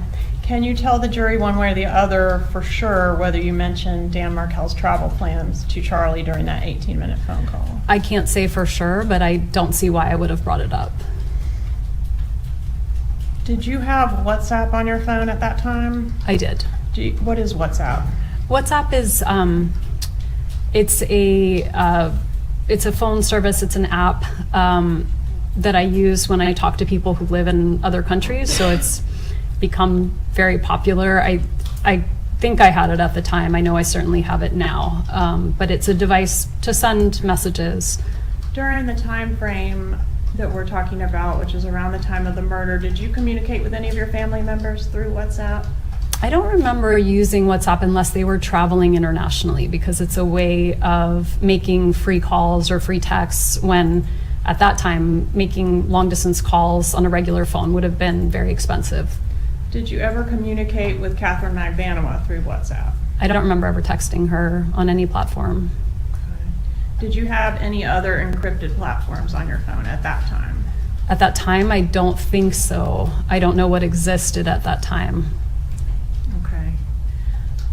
So after you turned around and did not proceed down Trescott, you went, I think, to the liquor store. Can you tell us about that? Sure. I was invited to stock the bar party for that night for a friend's daughter. And so they asked for a specific type of bourbon. I'm not a bourbon drinker, so I went to the liquor store and I showed them the invitation, which was shaped like the kind of bourbon they wanted us to buy, and asked if they had that. And they did, and I bought it. All right, and that type of bourbon was Bullet bourbon? That's right. And do you recall the time of that purchase? I don't, but I see a receipt here at 12:49. Okay, and does that fit with your memory? You left the house around, I think you said afternoon, proceeded to the scene, encountered the tape, and then went to the liquor store, right? I proceeded to drive to the liquor store. I saw tape and turned around. And then I bought the bourbon that they asked for at 12:49, and then I may have gotten gas after that, and then I drove to lunch. And lunch was where law enforcement came in and encountered you? That's right. Okay, and that was where you were having lunch with a couple friends? That's right.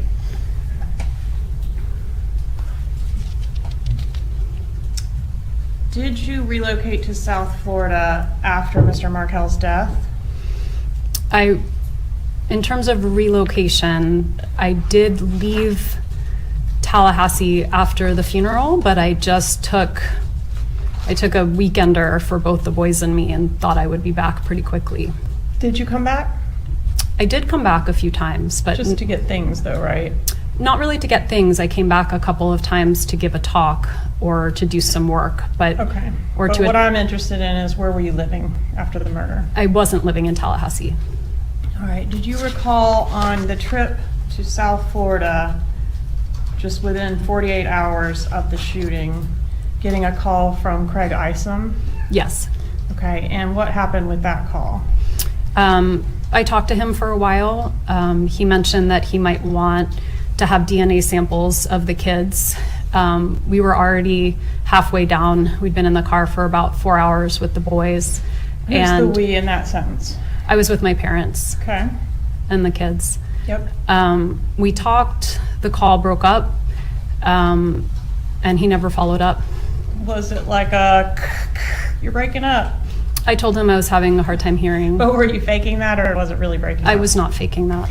And did you send your lawyer to him after that, shortly after that? I told him he could talk to my lawyer. He never followed up.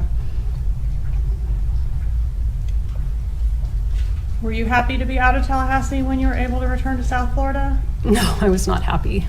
Did you send a text message on January 1st of 2016 that's contrary to that? At that point, it would have been a year and a half after I'd been living somewhere else. So I don't know what text message you're referring to, but But at that point, you were happy to be out of Tallahassee? it's not a question of happy to be out of Tallahassee. I was trying to build a new life for myself, and I didn't feel safe here anymore. All right, let's take a look at tab 96, please. 96 in the old one or the new one? The old one, please. Okay.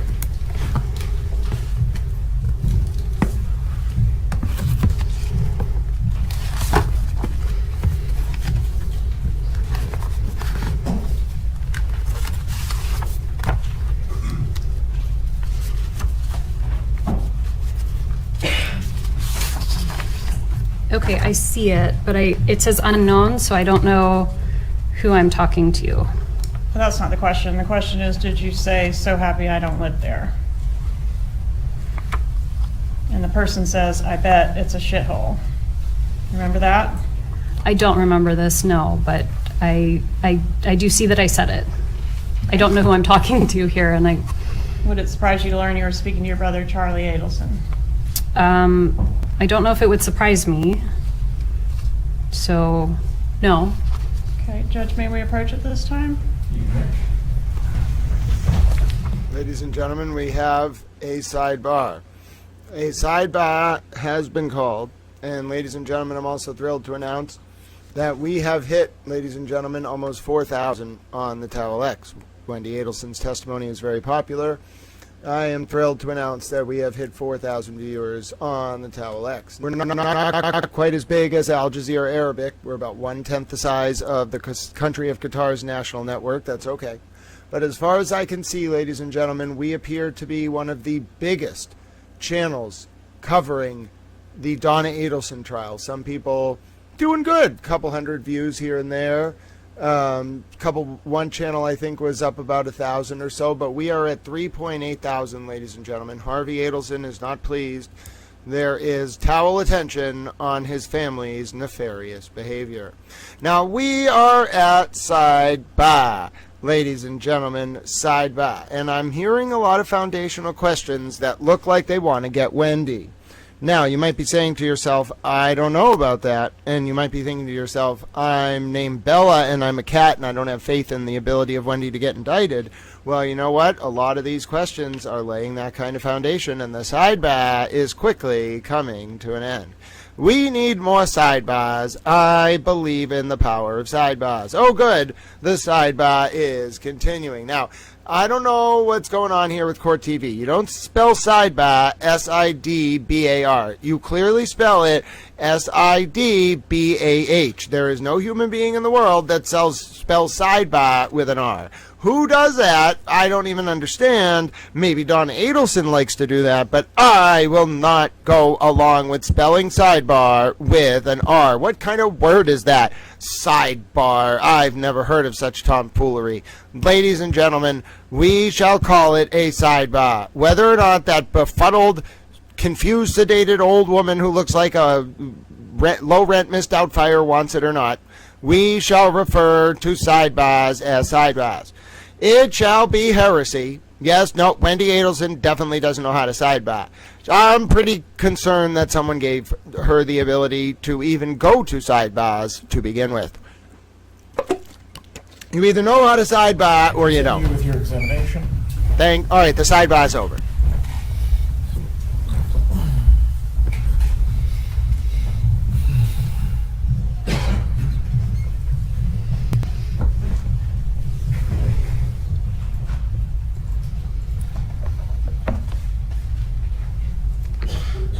Ma'am, did you change your children's names after Dan Markel was killed? About or after I did. In what way did you change their names? I changed their last name, and I changed my older son's middle name. Okay. And you changed their last name from Markel to what? To mine. Adelson. Mhm.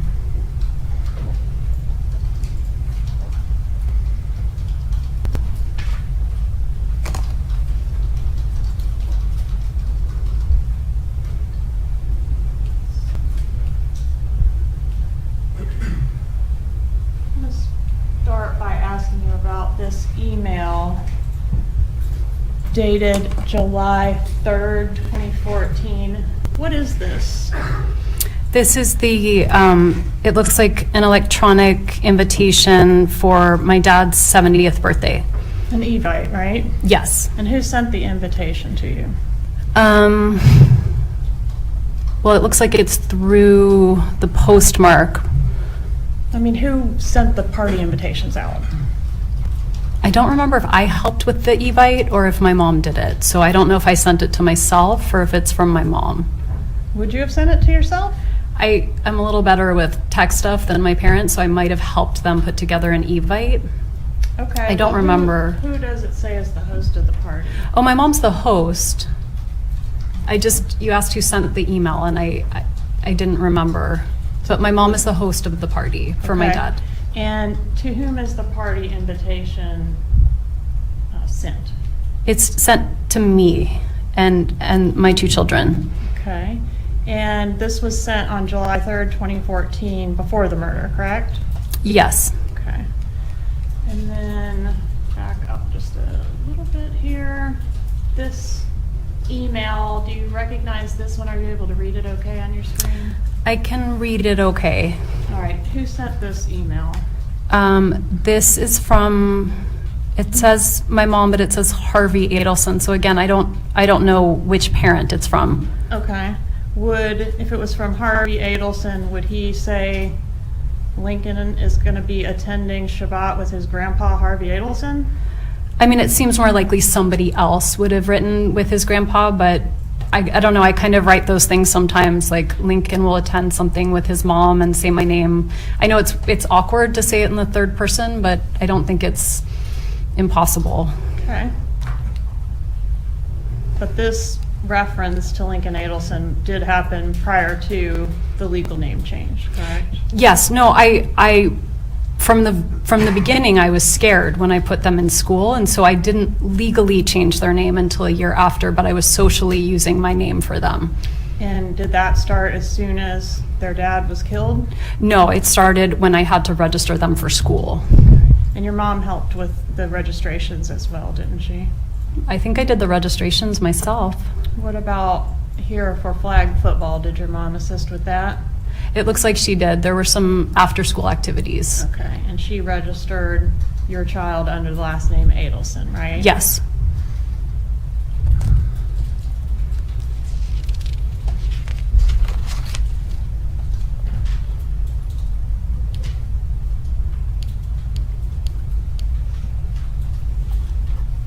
Where was Dan Markel buried? In Toronto. Were you or your children in attendance at his funeral? No.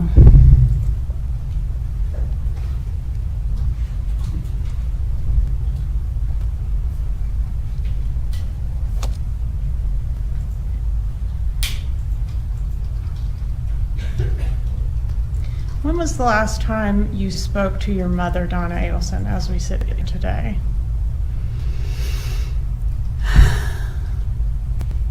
November of 2023. Okay, and so she hasn't given you any information or advice about how to testify in court, has No, she? ma'am. No. What about, you did offer testimony in November of 2023 as well, right, on a related case? Yes. Okay, October. And did your mom, when you spoke to her in November of 2023, offer you any advice or thoughts about how you should act or behave or what you should say in court? Yes, She did. she did. And what was that? I can't tell you I remember exactly, but she was hoping I would be supportive of my brother. Okay, and do you know what her thoughts were afterwards? I do. Okay, and what were they? She was devastated. She didn't feel you were supportive. No.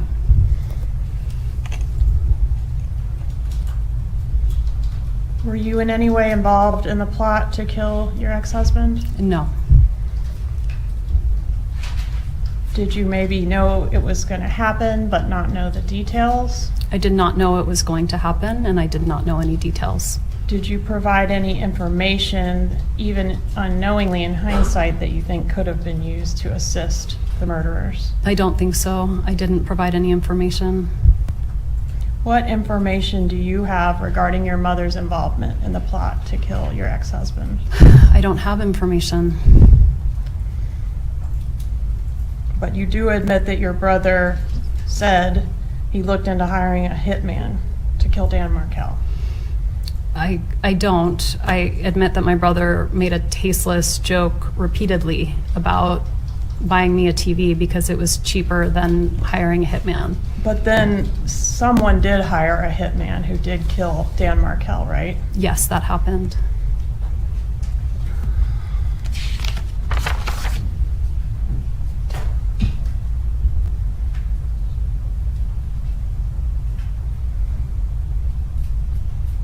Was part of the plot to kill your ex for you to have plausible deniability or to know very little about it? I was not involved in any plot to kill Danny. Were you shielded from the plot because, I don't know, you couldn't be trusted to keep a secret? I was not involved in any plot to kill Danny.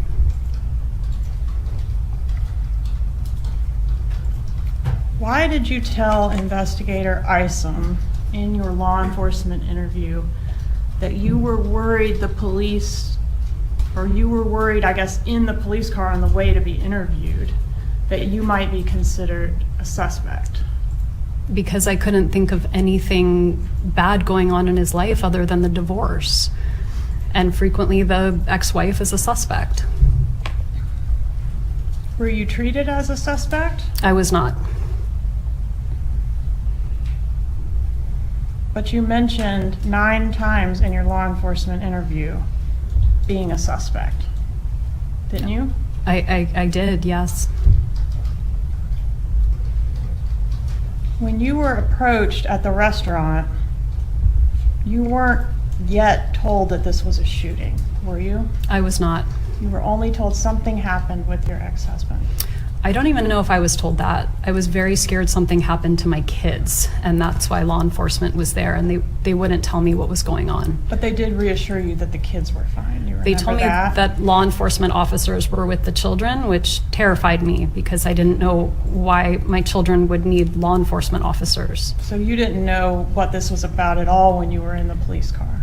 In the car, they told me. Okay, in the car they told you what? They said, your ex-husband has been shot. Okay. So that, you learned that information prior to getting into the interview room? Yes.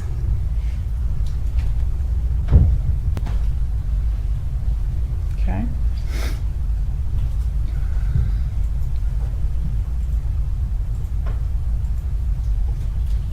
Do you remember allowing law enforcement to take possession of your computer in that interview?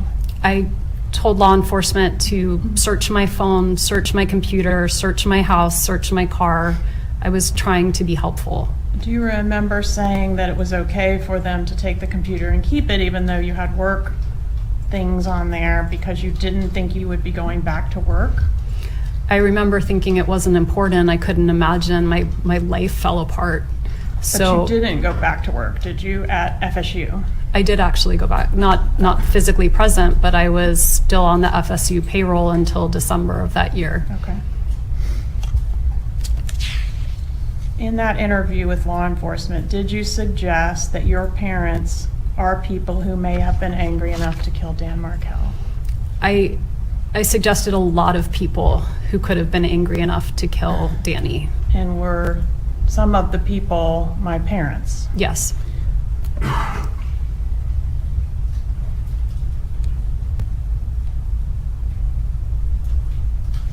But you said in the interview that you didn't think they were capable of it, didn't you? I did. If your mom wasn't capable of it, did she have anyone that she could enlist to assist her? I don't know. What was your first thought when you were asked if anyone might have murdered Dan Markel for your benefit?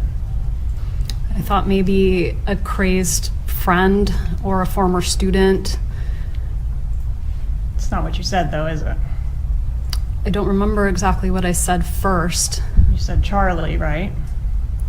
If that's what I said, then you have it there, but I don't remember who I listed first. Okay, can you at least tell the jury you definitely did say Charlie as one of those people? I did. Do you remember saying, if somebody tried to kill my ex-husband, they should be prosecuted to the full extent of the law. Yes. And Isom says, regardless of who it is, and do you recall your answer? I do recall my answer. What was that? I think I was hoping it wasn't anyone in my family, and so that idea that it was someone in my family gave me pause. All right, but that wasn't your answer, was it? I mean, I don't remember word for word what I Okay. said, but that was my sentiment at the time. Was your answer for court and counsel, this is law enforcement interview page 122, lines 7 through 12. If somebody tried to kill my ex-husband, they should be prosecuted to the full extent of the law. Question, regardless of who it is. Answer, I mean, it would be different if I thought it were my brother. Did you call your mom from the interview room at Tallahassee Police Department? I did. And did she answer the phone? She did. When she answered, did she advise you that your dad was in the shower? I don't remember whether my dad was in the shower. You asked her to sit down, do you remember that? I do. Right. And by asking her to sit down, would that signify to her that this was going to be something serious you were going to reveal or say? I was concerned about her age and if she were standing that she could, hurt herself if she fell down. Okay. And do you recall that she at that point asked if she could put you on speakerphone? I don't remember, but that sounds plausible. What was the purpose of putting the phone on speaker, if you know? I would be guessing, but so my dad could hear too. But wasn't Dad in the shower, or you don't remember that part? I don't remember if my dad was in the shower. Was anyone else there to your knowledge? I don't think so. Was Charlie there to your knowledge? I don't think so. Did you ask your mom in that telephone conversation to tell Charlie what was going on? I think I did. I didn't want to make any more phone calls. And your mom took the news pretty well, didn't she, this phone call? I wouldn't say she took the news well. I think she was upset. Did you say something different in your law enforcement interview after you got off the phone with her? I don't think I did. I don't think I said something like that. Didn't you say, page 265, line 5 through 6, quote, my mom handled that pretty well? I may have said that. I can check it. Can you tell me the line again? Yes, ma'am, page 265, line 5 and 6.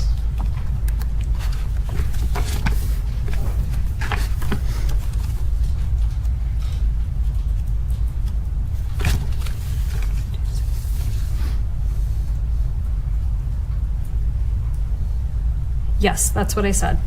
And then page 280, line 22 and 23. Did you also say, well, my parents sounded really surprised, so that's at least a relief? Yes, I see that here. No further questions. Just one moment, Your Honor. Wow.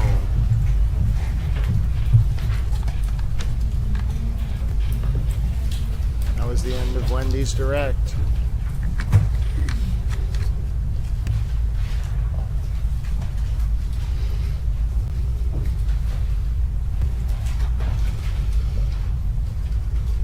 We have a breaking news situation out of the University of Arkansas. We're going to take that feed if there's any recesses or breaks in the court. Hi, SD. We have a pretty serious report here out of Arkansas. My name is Grant Smith Ellis. Wendi Adelson's cross is about to begin.